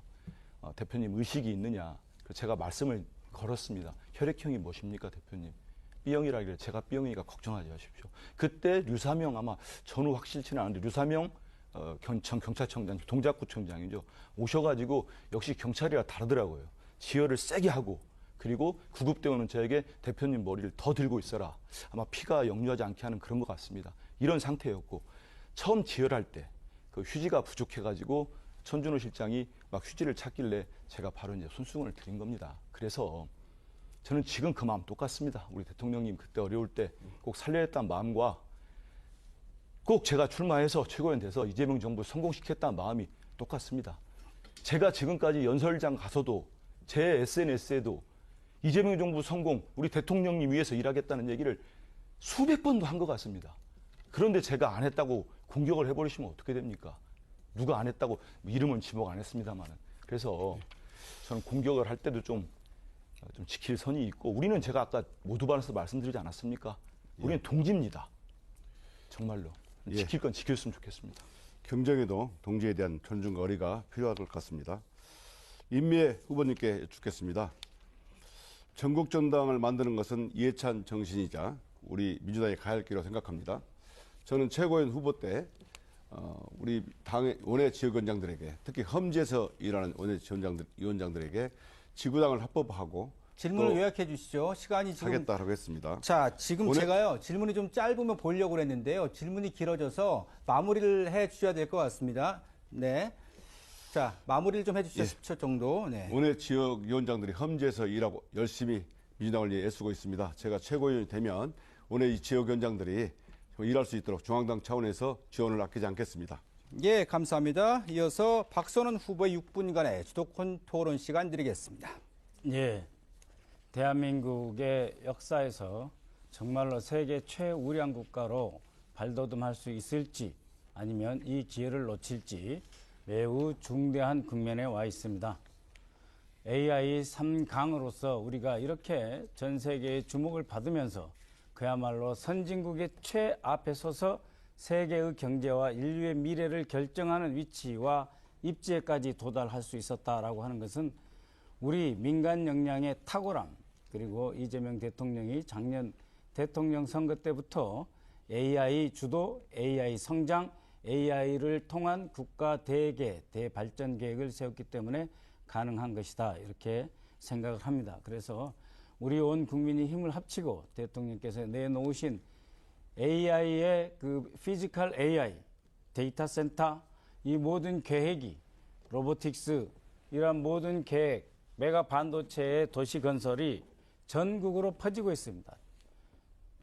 이천에서 청주로, 대전으로, 그리고 광주, 전남으로 퍼지고 있으며 구미와 울산 모든 지역이 사실상 최첨단 반도체로 무장한 우량 국가로의 발돋움을 할 수 있는 준비를 갖추고 있습니다. 이때 그 어느 시대보다도 우리 민주당의 역량, 능력이 매우 중요합니다. 우리 김영호 의원께서는 현재 가장 중요한 우리 당의 역량은 무엇이라고 생각하십니까? 김영호 후보께 네, 김영호 질문을- 의원님. 김용 후보인가요? 영호 김영호 의원님. 김영호 네, 의원님. 네, 성함이 비슷해서요. 김영호 후보랍니다. 제가 잘 질문 못 아, 그러면 우리 간단하게, 김영호 네, 의원님께서 네. 대답하시죠. AI 예, 우리 대통령의 이 민족의 민족 웅비 대도약의 계획 네. 속에서 우리 당이 무엇을 해야 그거는요, 되는가? 진정한 균형 발전이죠. 대통령께서 AI 관련해서 저렇게 뜻을 펼치는 거는 제가 경기도에서 당시에 대변인 할 때 용인 반도체 클러스터를 갖다가 굉장히 집중적으로 육성하시는데 정부에서 주도한 게 아닙니다. 경기도가 집중적으로 했거든요. 제가 그것을 보면서 경기도가 이렇게 넓은데 왜 용인에서 반도체를 그런데 그 생각이 경기도의 미래를 생각했던 거고 이번에 국정 맡으시면서 처음부터 AX, AI 대전환을 말씀하신 거는 저는 이 전국이 골고루 잘 살아야 된다. 그래서 다 계획에 의해서 나온 것 같습니다. 호남에다가 메가 클러스터, 그다음에 전국 곳곳에다가 이렇게 나눠서 전 국토가 성장하는. 그래서 저는 결국은 저출생 고령화를 갖다가 극복하는 대한민국 전체의 해법을 만들어내는 정말 대역사적인 이러한 전환이라고 생각되고 네. 그런 면에 있어서는 저는 제가 우리 또- 민주당이 정말 잘해야 된다고 생각합니다. 예. 네, 끊어도 돼요. 30초 예, 이상이니까. 그렇습니다. 네. 그래서 이 800조 메가 프로젝트를 하려면은 정말로 당과 정부가 하나로 똘똘 뭉쳐야 합니다. 국민의힘에서 벌써부터 이 3대 메가 프로젝트에 대해서 특검하겠다, 국정조사하겠다 그러고 있지 않습니까? 직권남용이다 이러고 있는 판에 정말로 남은 4년을 제대로 쓰지 않으면은, 그리고 총선에서 승리하지 않으면은 이러한 전 국민 민족 대도약의 기회가 물거품으로 사라질지도 모릅니다. 그렇게 하기 위해서 우리 당이 어떤 이미지로 어떻게 일을 하냐가 매우 중요합니다. 최민희 의원께서는 전설의 과방위원장이다라고 하셨는데 우리 당의 이미지 훼손에 엄청난 영향을 미쳤습니다. 작년 국정감사 기간 국회에서 열린 자녀 결혼식 축의금 문제로 논란이 있지 않았습니까? 민주당 윤리심판에서도 품위 유지 위반, 의무 위반을 인정하고 경고 처분을 내렸습니다. 경찰청은 이례적으로 국회 사무처를 압수하며 관련 의혹을 수사했다고 하는데 아직 중단은 불투명합니다. 우리 청년이 일자리가 없고 집값은 오르고 결혼 비용이 없어서 결혼 계획조차 못 세우고 있는 어려운 시기입니다. 저는 그래서 국회의원, 고위공직자의 본인 및 자녀의 경조사가 있을 때 특히 축의금 같은 경우에는 일정 금액 이상일 경우 반드시 신고하고 공개해야 된다라고 생각합니다. 이런 입법이 꼭 필요하다. 그렇지 않으면 도대체 가진 자가 더 가지려고 한다. 가진 자가 더욱 더 많은 것을 가지고 누리려고 하기 때문에 우리 당이 기득권으로 탐욕으로 비춰서 청년이 떠나는 것 아니겠습니까? 그것에 대해서 우리 서미아 의원은 어떻게 생각하십니까? 네, 동의합니다. 예, 그리고 이성윤 의원께 질문 드리겠습니다. 검찰개혁 매우 중요합니다. 저도 국회 국방위에서 방첩사를 해체 수준으로 폐지에 가까운 개혁을 추진해 보았습니다. 지금 검찰 수사관이 약 6천여 명이죠. 예. 예, 그리고 질문 정리해 주시죠. 검사는 2,500명인데 왜 검사 인력은 자발적으로 중수청으로 넘어오지 않고 사표 내라고 하지 않죠? 사표를 내서 네, 법무부에서 재배치하는 것이 옳다고 생각하는데요. 검사 인력은 2,200명 있고요. 수사관 6,000명 있습니다. 그런데 중수청법, 공소청법에 보면 부칙에 본인들이 자발적으로 원하는 경우에 인사하도록 돼 있습니다. 그렇기 때문에 검사나 수사관이나 그런 조항 때문에 배치를 못하는 거다. 이렇게 그렇죠. 말씀드립니다. 자발성에 맡겨서는 검찰 개혁이 안 됩니다. 이상입니다. 네, 그 24초를 남겨두고 질문을 마무리하셨기 때문에 다음부터는 30초를 꼭 답변 시간 보장해 주시고 그 최민희 의원에게 질문을 하시는 것 같았는데 서미아 의원으로 턴하셨거든요. 이 부분은 조금 다음에는 이런 일이 없도록 이제 주도권 토론은 끝났지만 한 30초 하시겠습니까? 예, 드리겠습니다. 네. 네, 최민희 의원 30초 주시죠. 네. 예, 제가 앞만 보고 달려오느라 딸 결혼식을 전혀 못 챙겼습니다. 그리고 박선원 의원님 지적 아프게 받아들이고 앞으로 잘 챙기도록 하겠습니다. 그러나 저는 산하기관 누구에게도 청첩장 보낸 일 없습니다. 그리고 저 모르게 와서 부조금 낸 것들, 부적절한 것들 다 돌려줬습니다. 이미 기준이 있습니다. 5만 원 이상 받으면 안 되어서 그 기준으로 다 처리했습니다. 네, 그 최민희 후보를 지목을 하셨다가 질문을 마무리 안 하셨기 때문에 30초를 진행자 재량으로 들었음을 말씀드리고요. 이제 서미아 후보의 차례인데 8분 시간 드리겠습니다. 네, 김용 후보님께 질문하겠습니다. 김용. 김용. 네, 접니다. 네. 네. 잘 들었습니다. 접니다. 네, 김용. 네. 저는 우리 민주당은 야당이 아니고 집권 여당입니다. 집권 여당은 대통령을 비출한 정당으로서 이 정부의 성과를 함께 나누고 알리고 대통령이 또 더 잘 일할 수 있도록 뒷받치는 게 당연한 책무라고 생각을 하거든요. 근데 일기 지도부 정청래 대표께서 비근한 쉬운 예로 전 국민이 압니다. 에이펙 성공을 얼마나 성과를 냈습니까? 윤석열 정부는 볼펜 한 자리도 안 댕겨놓고 다 갖고 가버렸는데 그 짧은 기간에 김민석 총리가 실무를 맡으면서 성과를 냈는데 그게 끝나자마자 재판중지법으로 당 지도부가 재판중지법 기자회견 하면서 성과를 알리지를 못했습니다. 그것을 엇박자라고 하는 거고요. 또 1월 달에 코스피 5천 가고 한덕수 23년형 받았습니다. 정말 얼마나 우리 국민들 말하고 싶습니까? 근데 조국 혁신당 제안하면서 다 덮였습니다. 그것을 엇박자라고 하는 건데요. 그리고 또 자기 정치는 비관으로 이번에만 들겠습니다. 모름지기 대표는 통합 정치를 해야 되는 거거든요.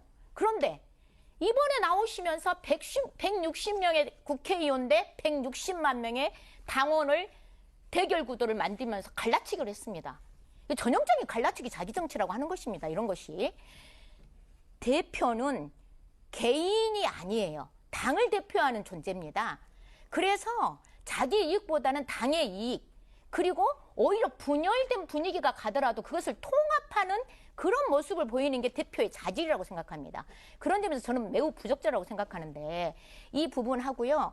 또 한민수 대표님, 안민수 후보님께서 그 가덕도 사건에 대한 얘기를 하셨는데 제가 그 페이스북에 올린 겁니다. 이성윤 의원님 지적한 거. 워딩을 정확하게 이랬거든요. 손수건으로 제가 기억하는 거라서 좀 다를 수도 있습니다. 손수건으로 지혈했다 이렇게 돼 있는데 제가 알기로는 손수건을 한민수님이 주니까 천준호님이 지혈했다. 나는 이렇게 알고 있었는데 좀 달라서 다시 물은 겁니다. 그 당시 현장에 김용 의원이 함께 계셨다고 저는 알고 있습니다.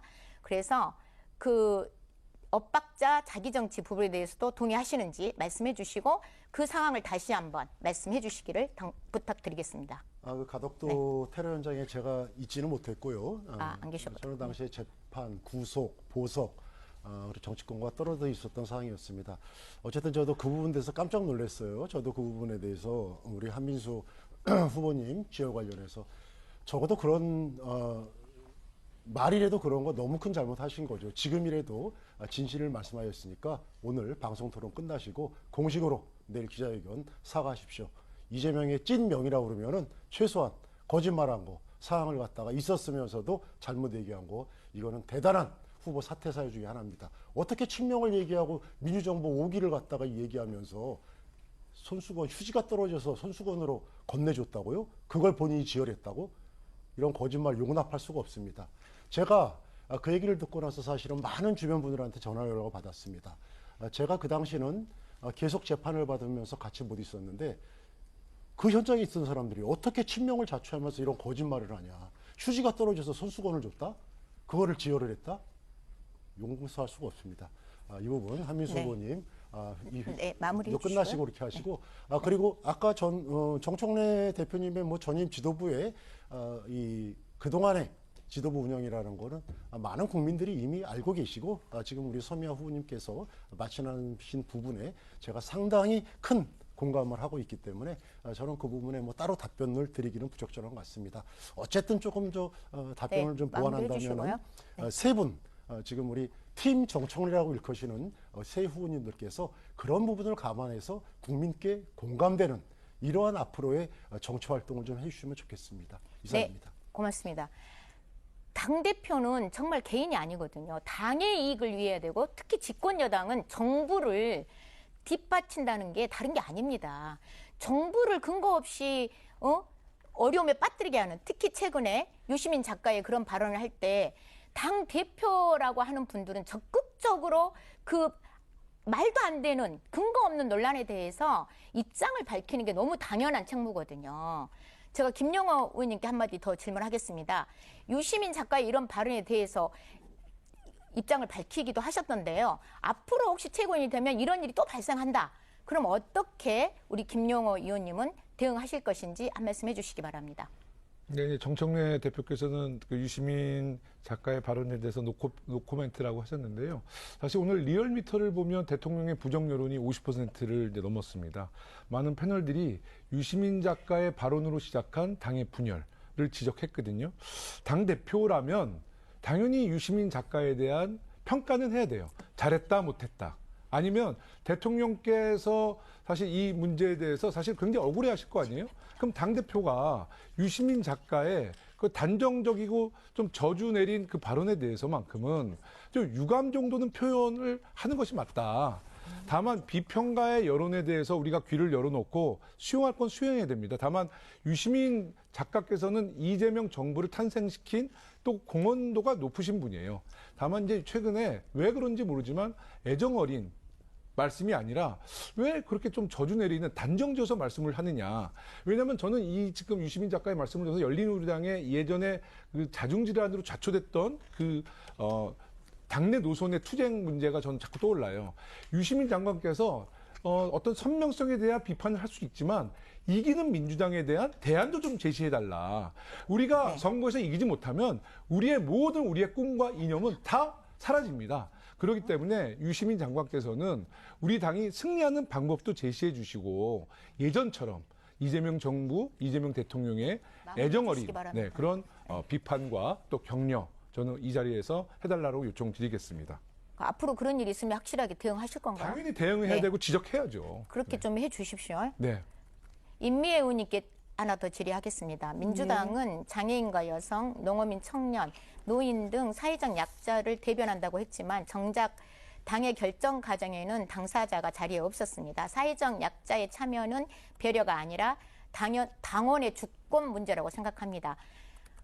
사회적 약자 당원 주권 강화 특위 같은 것을 저는 최고위원이 되면 신설을 해서 당사자 참여를 제도화하고 싶습니다. 후보님께서는 험지인 대구 경백에서 그동안 농어민의 대표로서 여성 농민으로서 소외되어 온 지역과 농촌을 대변해 오셨는데요.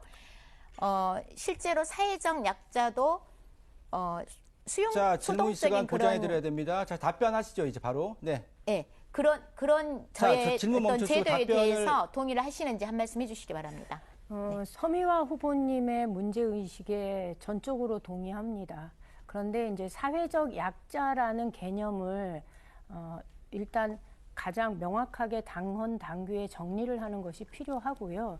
지금 당에서는 사회적 약자를 대상으로 한 여러 상설위원회들이 구성되어 있습니다. 장애인, 노동, 농민, 소상공인, 거기다가 여러 노인, 자, 종료해 청년까지 주시죠. 그렇기 네. 때문에 30초 종료됐습니다. 자, 시간이 종료됐고요. 8분 시간 지났고 질문이 지금 5초 부족하게 드렸기 때문에 5초를 더 드리면서 30초 채워서 8분 마무리됐음을 말씀드리겠습니다. 이어서 임미애 후보의 주도권 토론 시작해 주시죠. 저는 이성윤 후보께 좀 질의를 드리고 싶은데요. 김민석 당대표 출마에 실망한다면서 지난 12.3 계엄 해제 표결에 불참했던 것을 집중적으로 공격한 적이 있습니다. 그러면서 감기약 성분이 뭐냐, 잠자는 사람은 깨울 수 있어도 자는 척하는 사람은 깨울 수 없다, 이런 이야기들을 하셨어요. 그러다 보니 국민들 눈살을 굉장히 찌푸리게 하는 발언이었고, 이것 때문에 많은 국민들이 당내에서 저게 거론될 수 있는 발언인가, 거기다가 이성윤 후보의 전직이 검사다 보니 참 검사스럽다라는 얘기를 하면서 국민들한테 굉장히 안 좋은 이미지를 남긴 적이 있습니다. 그런데 그 이후에 계엄 당일날 김민석 지금 후보가 표결 직후에 본회의장으로 뛰어들어가는 CCTV가 공개되었고, 그런 걸로 봤을 때 당시 최고위원이었던 이성윤 후보가 특정 후보에 대해서 낙선 운동을 벌인 것이 아니냐라는 지적들이 동료 의원들 사이에서도 굉장히 많이 있었습니다. 그래서 이 부분에 대해서 최고위원의 신분으로 출마를 이미 예고한 후보에 대해서 이렇게 공격하는 발언들이 적절했는지, 그 부분과 이후에 CCTV가 공개되면서 사실이 드러난 상황인데 이것에 대해서 국민들한테 혹은 김민석 후보한테 공개적으로 사과할 의향이 있으신지 답변해 주시기 바랍니다. 우선 그 질문 내용 중에 검사스럽다 말씀한 것은 실로 유감입니다. 검사스럽단 말은 잘 아시지 않습니까? 여기에 쓸 말은 아니라고 보고요.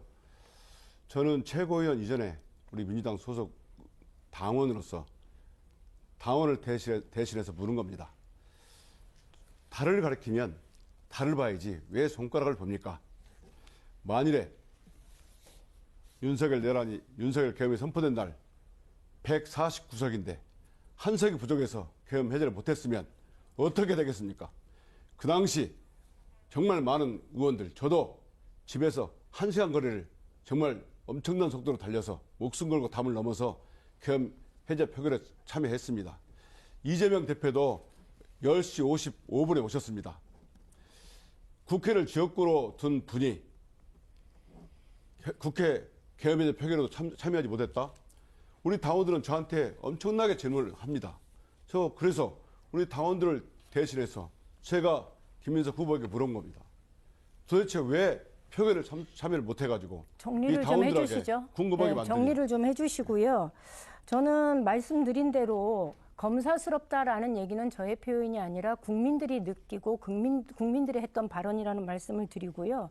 달을 가리키면 달을 봐야 된다라는 얘기는 그건 맞지요. 그런데 지금 이 상황에서 답변하시기에는 매우 부적절하고 옳지 않다. 거기다가 당시 표결에 불참한 의원들이 굉장히 많습니다. 대표적으로 추미애 의원도 불참을 했습니다. 그런데도 불구하고 추미애 의원에 대해서는 어떤 이야기도 하지 않았던 분이 특정한 후보에 대해서 그렇게 공격하시는 거는 저는 사과하는 것이 맞다라는 말씀을 좀 드립니다. 다음은 김영호 후보께 좀 질의를 드리고 싶은데요. 아까 누군가 저한테 험지의 지역위원회에 대한 이야기들을 좀 의견을 듣고 싶었던 것 같습니다. 그래서 관련해서 실제로 정당법이 지금 처리가 되지 않았습니까? 지구당은 부활되지 않았지만 그래도 지역위원회 사무실을 둘 수 있는 법적 근거는 마련이 되었습니다. 그런데 이번에 전당대회를 준비하면서 소위 원외 지역을 방문을 해보면 그분들이 갖고 있는 어려움이 굉장히 큽니다. 이 부분을 분명히 들으셨을 거라고 생각이 들고요.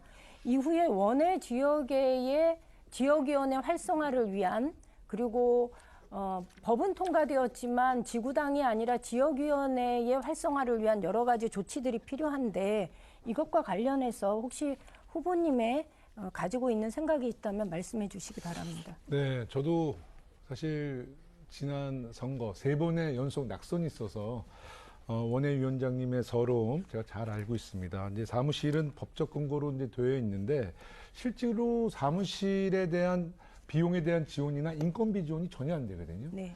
원외위원장님들이 아마 부담해야 되는 굉장히 경제적 부담이 클 거고요. 특히 이제 TK 그 경상북도나 대구는 총선이나 지방선거 출마하는 것도 굉장히 꺼려서 어쩔 때 후보가 없잖아요. 그래서 저는 약세 지역 출마자들에게는 선거 비용 제한액을 당 차원에서 한 50% 정도 지원해야 된다. 저는 이렇게 말씀을 드립니다. 지금 당의 당비가 500억 정도 있다는 거잖아요. 그 당비를 원외위원장들 정말 눈물 흘리고 고통받고 있는 대구 또 경북 부울경에 원외위원장님들에게 그 돈이 쓰여지고 또 그럴 때마다 경제적인 부담 없고 언제나 선거에 도전할 수 있는 그런 민주정당을 만드는 것이 저는 바람직하다. 그래서 정리를 하자면 첫째는 사무실의 인건비 또 사무실 임대료 그리고 선거에 나가는 선거비용 제한액을 저희가 좀 지원했으면 좋겠다. 이렇게 정리를 하고 싶습니다. 더 많은 고민해야 될 것이라 봅니다. 예, 아울러 제가 이번에 전당대회를 앞두고 당원 90조 개정안을 발의했습니다. 당원 90조에는 어떤 내용이 들어있냐 하면 취약 지역에 대해서 이야기를 하고 취약 지역에 그 비례대표 후보를 배려할 수 있다라는 조항이 있습니다. 그런데 저는 취약 지역이라 함은 그 전 선거에서 당선자를 배출하지 못한 시도라고 규정을 하고 그런 시도에 대해서는 정리해 주시죠. 그 비례 후보를 공천한다라고 개정안을 네. 냈는데 관심 가져주시기 바랍니다. 6분이 초과가 됐습니다. 자, 이어서 김용 후보의 주도권 토론 이어가겠습니다. 예, 오늘 여론조사 발표한 이재명 정부의 지지율 하락. 저는 여기에 근본적인 원인이 6.3 지방선거에 책임을 갖다가 지도부가 회피한 데 있다고 생각합니다. 그런데도 어제 그제 합동연설회에서 우리 최민희 후보님과 두 분의 정청래 이 팀에서 계속해서 지방선거 책임이 없다고 그러는데 짧게 답변해 주십시오. 최민희 후보님, 지방선거 민주당 승리한 겁니까? 패배한 겁니까? 예, 외신이 이겼다고 평가했고 다만 서울시장 선거를 잠깐만요. 탈환하지 못한 30분 것은 결정하기. 예, 말씀하십시오. 서울시장 선거를 민주당이 이기지 못한 것은 국민들의 견제의식이 발동한 거다. 이렇게 잠깐만요, 얘기했습니다. 됐습니다. 아직 자, 지금 30초가 안 됐기 때문에 시간을 주셔야 돼요. 30초 아직 안 됐습니다. 자, 이어가시죠. 네. 네, 그래서 저는 정서적으로 힘들더라도 그래도 가장 객관적인 게 객관적인 시선이 자, 여기 외신이기 30초 때문에 입니다. 받아들여줘야 예, 한다고 됐습니다. 생각합니다. 자, 보세요. 중간에 서울을 방해한 뺏겨서 시간도 잠깐만요. 아직 시간이 안 됐어요. 네, 시간 네, 제가 지금 제 체크했습니다. 주도권입니다. 예, 예. 저는 이게 분노하시지 않을 수 없는 게 어떻게 서울 뺏긴 것만 생각하십니까? 경기도에서 이재명 대통령의 정치적 고향 성남 뺏겼고 안산 뺏겼고 하남 뺏겼고 용인 특례시 100만 넘은 시를 뺏겼고 이런 데 승리했다고요? 부울경 우리 다녀왔지 않습니까? 어제 그제 부산, 울산 시장만 우리 찌고 시의회, 구청장 다 뺏겼어요. 이겼다고요? 원인이 정확히 처방해야지 결과가 나오는데 그러고 연임을 한다고 그럽니다. 이게 말이 됩니까? 그러면은 잠깐 기다리세요. 이상윤 의원님 제가 좀 후보님 여쭤볼게요. 이상윤 의원님 똑같이 답변을 하시는데 정청래 지도부 이번 6.3 지방선거 승리했습니까? 똑같은 외신도 입장입니까? 똑같이 마찬가지입니다. 똑같이 외신도 승리한 승리했다고 겁니까? 하고 강원도지사도 판정승을 했다고 하지 않습니까? 강원도지사도 판정승을 했다고? 강원도지사도 이렇게 판정승을 아니, 했다고 남의 평가를 얘기 했지 않습니까? 빌리지 말고 저 본인 말씀하시는 거고. 자, 그러면은 잠깐만요. 아니, 답변 다 하신 것 같고. 아니, 제 잠깐만요. 답변을 잠깐만요. 이렇게 30초는 말씀하시면. 보장해 주시기 아니, 바랍니다. 답변 다 하신 네. 것 같아서 그렇습니다. 이 자, 시간이 아까워서. 20초 남았어요. 자, 그러면 최민희 답변하시죠. 후보님 이상윤 다시 후보님. 제가 아직 답변 안 하셨어요? 20초를 하세요. 보장해야 네. 됩니다. 저는 그러면 우리 전북에서는 민주당이 14개 지방자치장 그리고 도지사가 전부 승리했습니다. 강원도에서 정말 지방자치 실시 30년 만에 무려 11곳 강릉시장을 비롯해서 11곳이 승리했습니다. 이건 어떻게 설명하실 겁니까? 30초 누가 되지 않았나요, 졌습니까? 지금? 네, 끊으셔도 돼요. 예, 됐습니다. 네, 30초 자, 나왔습니다. 답변했습니다. 정말 이러한 상황 인식을 갖고 대한민국 집권 여당에 정말 최고의 의사결정기구, 최고위원회 후보로 나선다는 것은 저는 동의할 수가 없고요. 자, 최민희 후보님, 이 부분은 우리 시청자분들에게 판단을 맡겠습니다. 하나 또 여쭤보겠습니다. 지금 우리 정청래 전 대표님하고 우리 최민희 의원님 두 분께서 또 1인 1표제, 당원 주권주의, 이거 강하게 말씀하고 계시죠? 네. 자, 거기서 최근에 이 전당대회 짝짓기 논란, 최민희와 그다음에 이성윤, 한민수를 갖다가 홀짝으로 해가지고 이 전당대회에서 전략을 세운다. 이게 당원 주권주의, 1인 1표제. 이거 맞습니까? 답변 이것도 하나 주십시오. 정청래 대표가 이걸 알았다면은 당원 주권주의를 얘기하는 정청래 대표가 당원 주권주의, 민주주의자의 자격이 있습니까? 답변 부탁드립니다. 예, 첫째, 짝짓기 포스트 웹은 김민석 후보 측에도 돌던데요. 심지어 두 분을 배제하자는 웹자보도 돕니다. 그거 김민석 후보님이 지시한 겁니까? 아니죠. 예, 당원들이 자발적으로 하는 거에 대해서 저희들이 이래라 마라 하는 건 정말 당원 주권을 이해하지 못하고 집단 지성을 이해하지 못하는 태도라고 생각합니다. 그리고 또 하나는 정청래 대표가 짝짓기 하세요. 이걸 누가 30초 지시합니까? 됐습니다. 네, 됐습니다. 30초 맞습니다. 네. 모르고 계셨습니다. 자, 멈춰주시고요. 네. 거기다 김민석 대표 쪽을 하는 거는 말이 안 되고요. 왜요? 자, 보십시오. 그 짝짓기 논란을 갖다가 공식 정청래 대표가 참석한 모임에서 그 PPT로 강의하는 것까지 지금 유튜브에 나와 있습니다. 그 자리에 아마 계셨을 거예요. 세 분이 몰려다니시니까.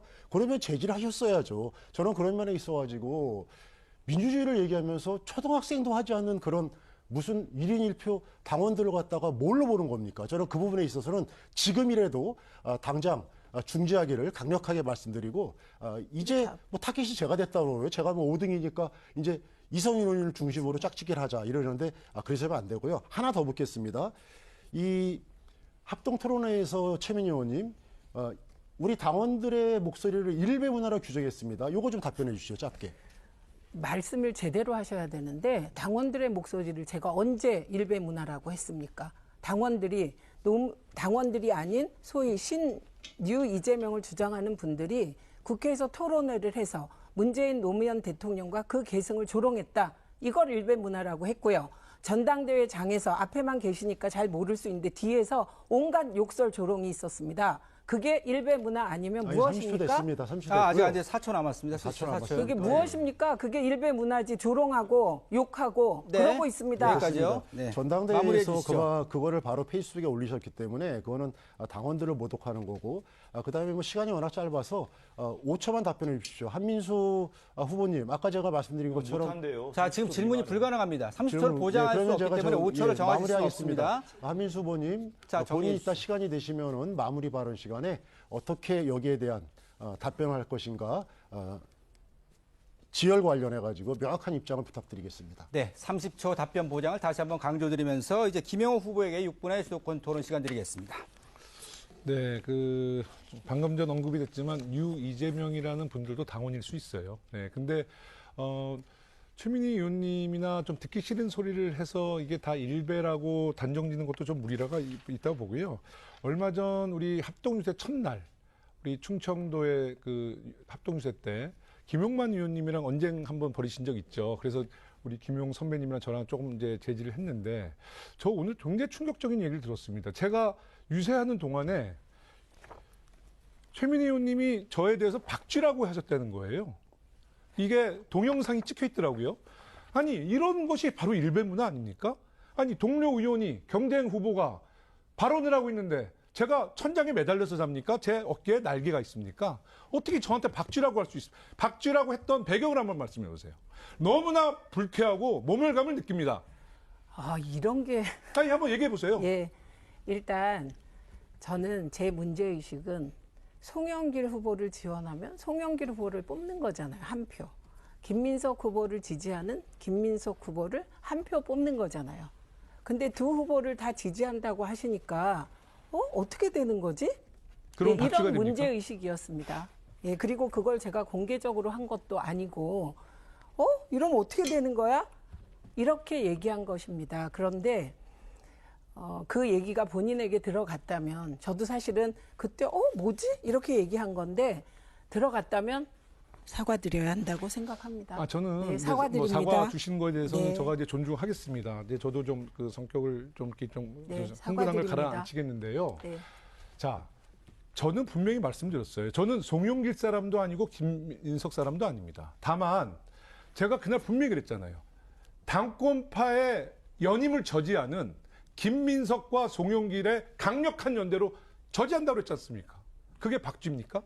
아, 그거 아니고요. 제가 아니, 그걸 자꾸 개파주의로 좀 보시는 거예요. 제가 누구한테 종속돼 있습니까? 종속돼 있어요? 답을 해요. 예, 하세요. 저는 제가 개파주의라고 얘기한 적도 없고 종속되었다고 생각하지 않습니다. 삼선 의원이시잖아요. 저는 그냥 그대로 저렇게 두 명을 어떻게 찍으라는 거지? 어떻게 한 명이 두 명을 지지하지? 이 문제의식을 얘기했던 거고요. 그래서 옆에 있던 김영 후보께서 양쪽에서 다 지지받으려고 하는 거 아닐까요? 그러셨어요. 그런 과정에서 그러면 혹시 잘못되면 그런 신세가 되지 않을까요? 라고 걱정한 것입니다. 그러니까 지금 아까 그래서 사과를 하셨는데 제가 사과드립니다. 그 그러니까 표현이 저는 본인에게 들어가면 안 되는 거예요. 아니, 예, 최민희 의원님, 저는 지금 오늘 사과드립니다. 이제 사과 발언에서 저 충격적인 게 뭐냐면 그렇게 두 분을 연대하는 거를 포유동물로 박쥐로 표현했다는 것을 지금 계속 정당화하는 거예요. 저 두 사람한테 표를 받는 게 아닐까? 그러면 그게 박쥐 아닐까?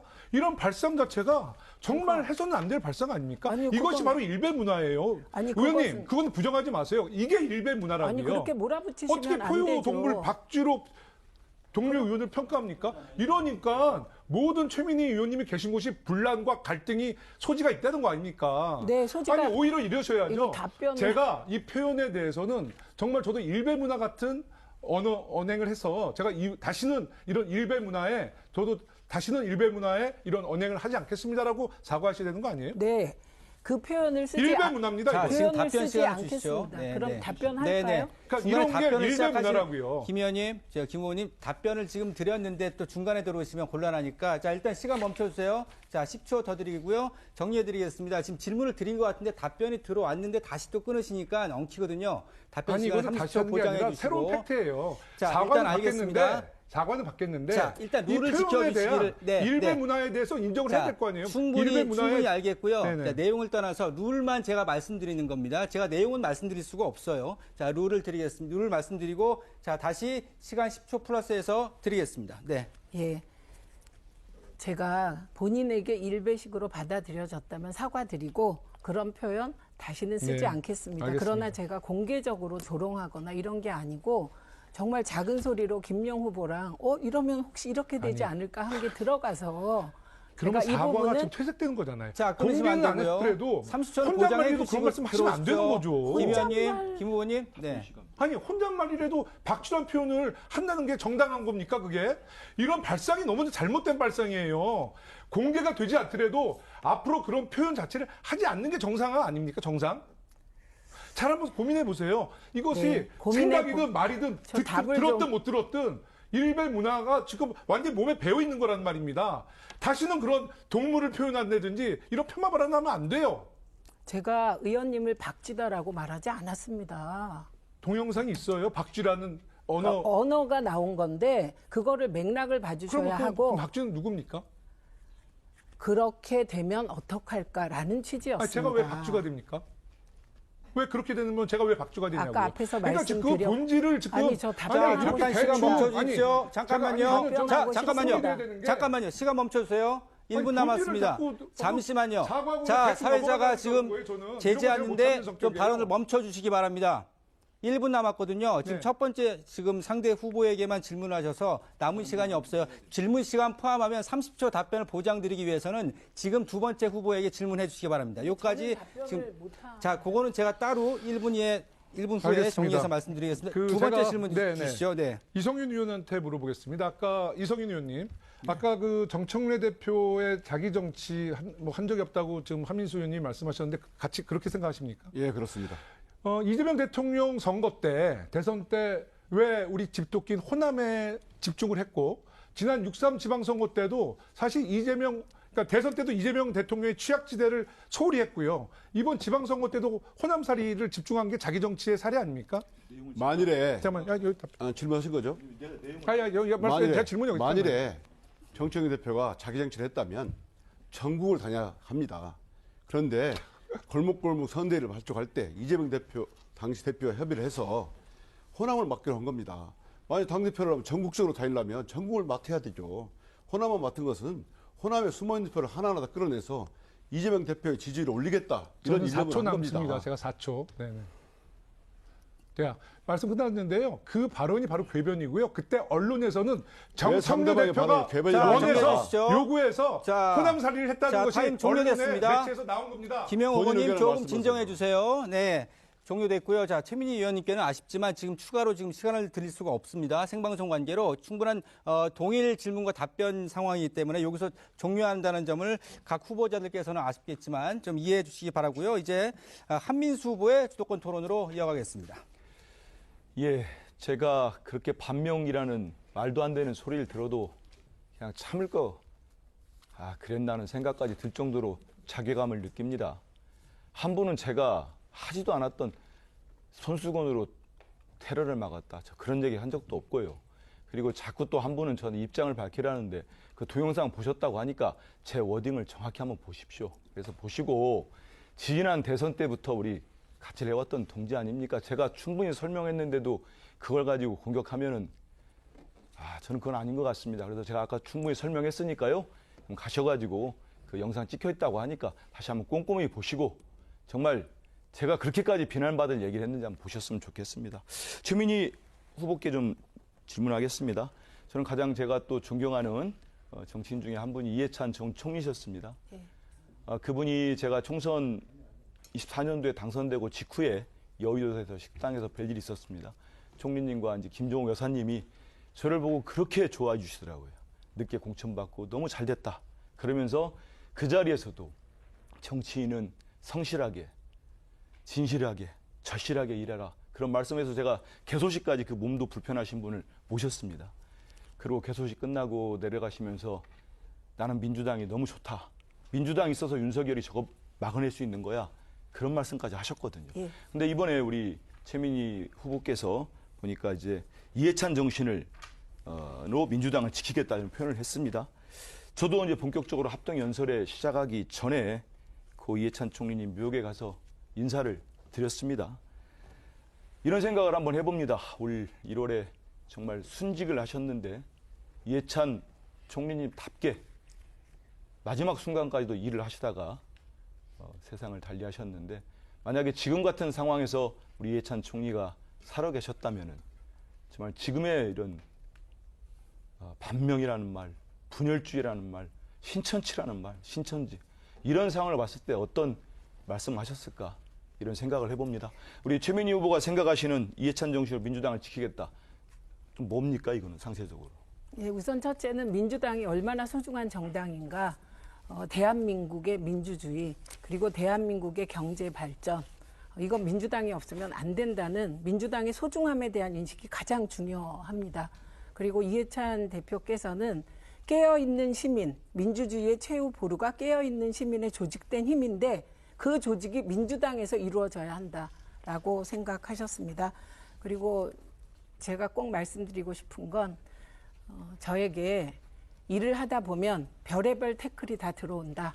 그런 거 다 태클 맞고 일의 경중을 따라서 선을 잡고 가지 잡고 흔들거나 이러지 말라 저에게. 그래서 중심을 잡고 방향을 잃지 않게 일을 만드는 게 이해찬 대표님의 일처리 스타일이셨습니다. 네, 알겠습니다. 이성윤 후보께도 하나 검찰개혁 관련 좀 여쭙겠습니다. 진짜로 우리 법사위원들 이성윤 후보님도 계셨는데 법사위원장님들, 법사위원들 일 많이 하셨고 최근에 한병도 원내대표까지 직무대행 일 많이 해주셨습니다. 그리고 검찰개혁이 완성되기까지 누가 뭐래도 정청래 전 당대표, 당시 당대표였죠. 추진력과 진정성은 뭐라고 할 수 없을 겁니다. 그런데 지금까지도 이제 저희들이 지난해 9월에 검찰청법이 폐지가 되고 정부조직법으로 그리고 올 3월에는 공소청 중수청이 이제 법안이 통과가 됐습니다. 결국 31일 날 이제 형소법 개정으로 검찰의 수사권, 보안 수사권까지 완전 폐지가 됐습니다. 그런데도 아직도 정부에서는 지난 5월에 처리를 해달라고 했다는 주장들을 하고 있습니다. 이제 당권에 출마하신 이제 김민수 후보가 말씀을 하시는데 도대체 진실이 뭡니까? 저는 여전히 왜 논란이 되는 거죠? 국무총리 산하 검찰개혁 추진단에서 올해 5월에 저희 당에 보안수사권 폐지 법안 처리를 전달했다고 합니다. 당에 전달했다면 저도 최고위원이었고 또 당대표 주재 최고위원 회의에서 보고가 되거나 논의가 됐을 건데 저는 지금까지 제 기억이 없고 그런 적이 없습니다. 그러면 그 법안을 제출했다는 분이 언제 누구에게 전달했는지 육하원칙에 따라서 근거를 제시한다고 생각합니다. 알겠습니다. 전 임미애 의원님께 좀 물 드시고요. 천천히 하십시오. 네. 여쭙겠습니다. 저도 이번에 이제 전당대회 출마하면서 우리 원외 지역위원장님들 전화도 많이 드리고 정말 얘기를 들으면서 되게 저를 도와달라고 말씀드리면서도 미안할 정도더라고요. 우리 이른바 힘드신 곳에서 전략 지역이라고 얘기를 합니다만은 계시는 분들이 있어. 저 역시 아까 말씀 주신 것처럼 이제 정당법을 다시 또 좀 개정을 하든지 해서 현재는 이제 지역 사무소를 둘 근거는 생겼는데 네. 실질적으로 그분들이 정말 지역의 당원들과 함께 정치를 하기 위해서는 뭐 후원회 계좌를 열 수 있게 한다든지 아니면 다른 어떤 조직을 할 수 있는 그 당원들의 당비를 그 지역에 쓸 수 있도록 자, 질문 배분한다든지. 마무리해주시죠. 예, 그런 방안에 대해서 어떤 생각을 갖고 계십니까? 네. 좋은 말씀 해주셨고요. 지금 지역위원회가 합법 조직이 아니기 때문에 그냥 단지 사무실만 쓸 수 있도록 되어 있거든요. 그래서 지금 일단 해야 되는 것은 지역 사무실의 운영과 관련된 경비를 중앙당에서 어떻게 지원할 것인지에 대한 구체적인 계획이 나와야 되고요. 그다음에 지역위원회가 지금 법적 조직이 아니기 때문에 후원회를 둘 수가 없습니다. 그러니 후원회를 얘기하려면 그보다 먼저 법적 조직으로 만들어주는 정당법 개정이 우선되어야 된다라는 말씀을 자, 드립니다. 종료해 주시죠. 네. 자, 주도권 토론이 아주 뜨거웠습니다. 이제 종료가 됐고 1분 30초씩 마무리 발언 시간 드리겠습니다. 먼저 이성윤 후보의 마무리 발언 들어보겠습니다. 네, 오늘 토론회에서 같은 후보끼리 인격 존중은 없고 정말 모멸감을 주는 모욕을 주는 이런 발언이 많았습니다. 특히 저에게 검사스럽다는 표현은 제 삶의 궤적에 대한 부정이고 모욕이라고 생각합니다. 사과를 해야 한다고 생각하고요. 우리 당원들의 자발적인 투표 참여, 의사표시 이거를 짝짓기라는 동물들이 하는 행위에 비유하는 것도 매우 부적절했고 표현해서는 안 된다고 생각합니다. 사랑하는 당원 동지 여러분, 국민 여러분, 검찰개혁주의자, 당원주권주의자, 개혁 최고위원 후보 기호 6번 이성윤입니다. 검찰을 속속들이 하는 저 이성윤이 끝까지 긴장을 늦추지 않고 검찰개혁을 완수하겠습니다. 그리고 흔들리고 있는 당원 주권 1인 1패제를 끝까지 사수하겠습니다. 그 누구도 흔들 수 없는 당원 주권 정당 민주당을 반드시 만들겠습니다. 2년 전 정치검찰의 수렁에서 저를 건져 주셨던 것처럼 다시 한번 저 이성윤의 손을 붙잡아 주십시오. 오직 민심, 오직 당심, 다시 초심으로 당원 동지들의 은혜의 의리를 지키는 최고위원이 되겠습니다. 많이 도와주십시오. 감사합니다. 네, 고맙습니다. 이어서 박선원 의원의 마무리 발언 듣겠습니다. 네, 안녕하십니까. 기호 7번 박선원입니다. 호남의 아들 박선원입니다. 새로운 역사가 열리고 있습니다. 800조 3대 메가 프로젝트 성공시켜야 됩니다. 광주, 전남 반드시 서부권, 동부권 할 것 없이 새로운 경제가 부채살처럼 펼쳐가는 우리 성장 동력의 기초로 삼아야 합니다.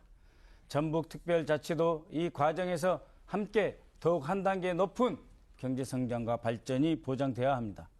전주, 익산, 완산, 군산으로 우리 대한민국의 최첨단 산업기지의 영역이 넓혀지면서 대한민국의 미래 먹거리가 바로 호남에서 완성되는 그러한 위대한 순간, 기호 7번 박선원이 대통령님과 호흡을 맞추고 속도를 맞추고 국정을 실제로 해봤던 그 능력으로 정말 새로운 대한민국, 대체불가 대한민국을 만들어내겠습니다. 국가에서의 일이라고 하는 것은 간단치 않습니다. 청와대에서, 국정원에서, 외교부에서 일했던 그 경험으로 확실하게 일하는 민주당, 능력 있는 민주당, 위기에는 순발력 있게 대처하는, 기민하게 대처하는 민주당, 그래서 총선, 대선, 승리의 승리를 거듭해서 이재명 대통령이 꿈꾸는 세계 최우량 대한민국, 대체불가 대한민국 만들어내는데 최선봉이 되겠습니다. 기호 7번 박선원 호남의 아들 지지해 주시고 성원해 주십시오. 감사합니다. 네, 고맙습니다. 이어서 서미화 후보의 마무리 발언은 2분 드리겠습니다. 네, 존경하는 당원 동지 여러분, 저는 호남의 딸도 되고 며느리도 됩니다. 기호 4번 서미아입니다. 제가 이번 전당대회 최고위원에 도전한다는 사실이 알려지자 많은 분들께서 전화가 왔습니다. 그중에서도 가장 마음에 남는 말이 있습니다. 다른 사람이 아닌 서미아가 민주당 최고위에 앉아있는 모습을 상상만 해도 희망이 된다는 말씀이셨습니다. 저의 도전은 단 한 사람의 도전이 아닙니다. 그동안 변방에만 머물렀던 목소리가 당당하게 주체가 돼서 민주당 중심에서 울려 퍼지게 할 수 있다는 희망입니다. 저의 도전을 한 사람의 가능성으로만 끝내지 않겠습니다. 모두의 희망으로 키우겠습니다. 당원과 국민을 하나로 묶는 포용의 힘으로 이재명 국민주권 정부의 성공을 든든하게 뒷받침하겠습니다. 제가 우리 사회의 가장 절박한 요구를 민주당의 정책과 당론으로 담겠습니다. 이재명 대통령의 꿈처럼 누구도 배제되지 않는 모두의 민주당은 결국 모두의 대통령이 되는 길입니다. 존경하는 당원 동지 여러분, 기호 4번 저 서미아를 선택해 주십시오. 약자의 목소리를 민주당의 힘으로 만들겠습니다. 그 힘으로 국민의 삶을 바꿔내는 최고위원이 되겠습니다. 누구도 배제되지 않는 모두의 민주당. 4번 타자 기호 4번 저 서미아가 꼭 만들어 가겠습니다. 저의 도전이 그저 희망으로만 끝나지 않고 현실이 될 수 있도록 당원 동지 여러분들께서 기호 4번 서미아에게 힘을 모아주십시오. 감사합니다. 네, 서미아 후보님 수고 많으셨고요. 이어서 임미애 후보의 1분 30초 마무리 발언 듣겠습니다. 전당대회 과정을 지켜보면서 여전히 1인 1표 보안 수사권 문제가 주요 의제로 다뤄지는 것에 대해서 매우 안타깝습니다. 1인 1표는 이미 정리가 된 사안입니다. 전당대회에서 1인 1표가 다뤄져야 한다면 어떻게 당원들에게 최대한 정보를 공개하고 수기를 할 수 있는 시스템을 마련할 것인가가 주요 의제가 되어야 됩니다. 그래서 저는 1인 1표제라는 게 민주적인 원칙이 아니라 이것이 특정한 후보의 정치적인 무기로 사용되는 것에 대해서 매우 안타깝다라는 말씀을 드립니다. 존경하는 당원 동지 그리고 국민 여러분, 국민들이 3대 메가 프로젝트에 걸고 있는 기대가 굉장히 큽니다. 이거 반드시 성공시켜야 합니다. 그래야 영남에서 정치를 하고 있는 저도 지역 유권자들을 만났을 때 이재명 정부가 가지고 있는 지방주도 성장에 대한 진심을 당당하게 얘기할 수 있습니다. 저 임미애는 그 지방주도 성장을 해나가는데 민주당 지도부가 이제 지방의 눈으로, 지방의 관점으로 주민들을 만날 수 있는 그런 유일한 후보다라는 말씀드립니다. 또한 민주당의 주력 지지층인 호남에서는 역대 민주당의 그 사람을 키우는 역할을 해주셨습니다. 영남의 정치인인 저 임미애를 호남에서 키워주시기 바랍니다. 고맙습니다. 예, 감사합니다. 수고 많으셨고요. 이어서 김용 후보의 마무리 발언 들어보겠습니다. 예, 오늘 토론회에서 과정 중에 표현이 과했다 이런 논쟁이 있었으면 이해해 주시기 부탁드리겠습니다. 모두가 잘 되자고 우리가 얘기하는 거겠죠. 우리 거대 여당 민주당의 역할은 정말 대단합니다. 그리고 간단한 정당이 아닙니다. 그렇지만 지도부의 책임은 무엇보다 정치의 요체이고 당을 원활하게 운영하기 위한 핵심입니다. 지방선거를 패배하고 국민들의 분열을 자초하고 대통령의 지지율을 떨어뜨리고 나서 또 연임을 하겠다 그럽니다. 책임지는 자세가 아닙니다. 깔끔하게 새로운 지도부를 구성해서 뒤에서 밀어줄게, 길을 열어주는 거. 이게 정치 아니겠습니까? 저 김용 평당원의 대변인 늘 정치하면서 국회의원 해본 적 없습니다. 주영인 의원도 못했습니다. 그렇지만 정치의 현장에서 성 쌓지 말고 길 내는 일 해왔습니다. 늘 후배들한테, 동료들한테 우리 길을 내는 사람 되자. 이재명 개파 없습니다. 김용 개파 없습니다. 우리가 개파이고 세상을 함께 만들어가는 사람들입니다. 그렇게 정치를 했습니다. 그런 민주당이 돼야 됩니다. 이번에 제가 평당원의 대변인으로 나오자 하는 것도 오로지 그거 하나밖에 없습니다. 저 지난 4년 동안 3번 구속되고 3번 보석됐습니다. 정말 쉬고 싶습니다. 그렇지만 쉴 수가 없습니다. 민주당의 위기, 오로지 민주당의 혁신과 변화로 이재명 정부의 남은 4년을 우리가 함께 성공시켜야 됩니다. 많이 도와주십시오. 열심히 하겠습니다. 고맙습니다. 네, 김용 후보 수고 많으셨고요. 이어서 김용호 후보의 마무리 발언 들어보겠습니다. 네, 존경하는 국민 여러분, 권리당원 여러분, 오늘 TV 토론회 잘 보셨죠? 바로 오늘 이 TV 토론회 현장이 우리 당의 현실입니다. 이재명 정부가 출범한 지 2년 차인데 당이 혼란에 빠지고 분열과 갈등의 조짐이 있어서 저 김용호 삼선 국회의원이지만 중심을 잡으러 나왔습니다. 정말 오늘 이 자리에서 저는 다시 한번 다짐합니다. 당의 중심을 잡겠다. 꾸짖을 건 꾸짖고 포용할 건 포용하고 통합으로 갈 건 통합하겠다. 이번 우리 권리당원분들과 국민 여러분들은 이번 8.17 전당대회는 우리 민주당의 미래뿐만 아니라 대한민국의 운명이 결정되는 매우 중요한 선거입니다. 당 정책의 일원화를 할 수 있는 그런 지도부를 뽑아주십시오. 당 정청의 일원화가 안 될 경우에 집권당의 역할은 다 소멸되는 것입니다. 당 정청의 역할, 누가 잘할 것인가, 어떤 대표가 잘할 것인가, 어떤 최고위원이 중심을 잡고 민주당의 뿌리답게 민주당의 철학을 이어갈 수 있는 그런 최고위원이 누구인 것을 잘 결정해 주시기 바라겠습니다. 저 김용호 민주당의 뿌리로 지금까지 그 근성으로 살아왔습니다. 어떤 계파에 속하지 않고 제 소신을 펼쳐왔고 그래도 통합과 화합이라는 저의 가치를 실현하느라고 지금까지 민주당의 국회의원으로 의정활동하고 있습니다. 기호 3번 중심을 잡을 수 있는 저 김용호에게 기회를 주십시오. 고맙습니다. 네, 고맙습니다. 계속해서 한민수 후보의 마무리 발언 들어보겠습니다. 사랑하고 존경하는 당원 동지 여러분, 국민 여러분, 오직 당심, 오직 민심만 믿고 이번에 출마한 기호 5번 최고위원 후보 한민수입니다. 저는 호남의 아들이고 대구 경북의 사위입니다. 지역구는 서울입니다. 강북을입니다. 우리 국민들, 우리 당원들 마음 온전히 바짝고 정치하겠습니다. 이번 8.17 전당대회, 우리 더불어민주당 전당대회는 저는 역사적인 분기점이 될 거라고 생각을 합니다. 1인 1표제가 적용되는 첫 전당대회입니다. 정청래 전 대표나 한민수나 최민희나 이성윤 후보가 지난 1일, 2일 지역 순회 경선에서 당원들로부터 지지받고 이 자리까지 왔습니다.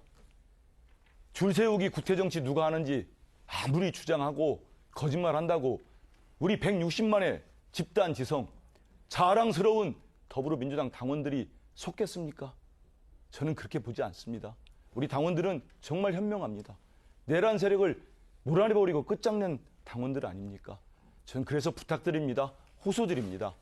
이번에 정말 우리 더불어민주당의 주인이 누구인지 명확히 한번 입증해 주십시오. 나라의 주인이 국민이듯이 우리 더불어민주당의 주인은 당원입니다. 개혁 당대표와 개혁 최고위원 한민수에게 그 기회를 주십시오. 열심히 하겠습니다. 최선을 다하겠습니다. 고맙습니다. 네, 이제 끝으로 최민희 후보의 마무리 발언 들어보겠습니다. 국민 여러분, 지금 민주당은 1인 1표 당원 주권 정당 혁명 중입니다. 이번 전대의 본질은 이해찬의 꿈, 당원 중심의 국민 주권 정당으로 가느냐, 아니면 구태, 개파, 줄 세우기 정치로 전락하느냐를 당원 여러분들이 택하시는 겁니다. 부디 1인 1표의 위력으로 이해찬의 꿈, 당원 주권 정당을 실현해 주십시오. 또 하나, 문조 털레유 명칭으로 노무현 문재인 대통령을 조롱하는 이 세력, 심판하는 지도부를 뽑을 것이냐, 이 세력을 이용하는 지도부를 뽑을 것이냐의 갈림길에 서 있기도 합니다. 이런 일베 문화 뿌리 뽑도록 이해찬 정신을 계승할 개혁적인 지도부 만들어 주십시오. 또 누구나 다 AI 3강 말합니다. 그게 그냥 됩니까? 과방위는 이미 AI 3강 달성하도록 AI 기본법의 지능법까지 다 통과시켰습니다. 이렇게 일 하나는 딱 부러지게 하는 최민희가 800조 메가 프로젝트도 잘 하지 않을까요? 네, 국민 여러분. 지금 생활 어려우신 거 다 압니다. 저희가 이 혼란 극복하고 8.17 이후에는 민생 개혁에 나서서 100조 세수 그 이상 확보되면 국민 여러분의 삶의 온기로 100조가 갈 수 있도록 노력하겠습니다. 기호 1번 최민희입니다. 네, 감사합니다. 자, 최민희 후보의 마무리 발언을 끝으로 오늘 토론회가 모두 종료가 됐습니다. 정말 뜨거웠습니다. 오늘 토론회를 통해서 여러분의 선택에 큰 도움이 됐기를 바라면서 앞으로 남은 8월 17일까지의 일정 강행군일 텐데 잘 소화해 주시기를 8분의 최고위원 후보께 당부 말씀드리고요. 긴 시간 함께해 주신 시청자 여러분 대단히 고맙습니다. 안녕히 계십시오.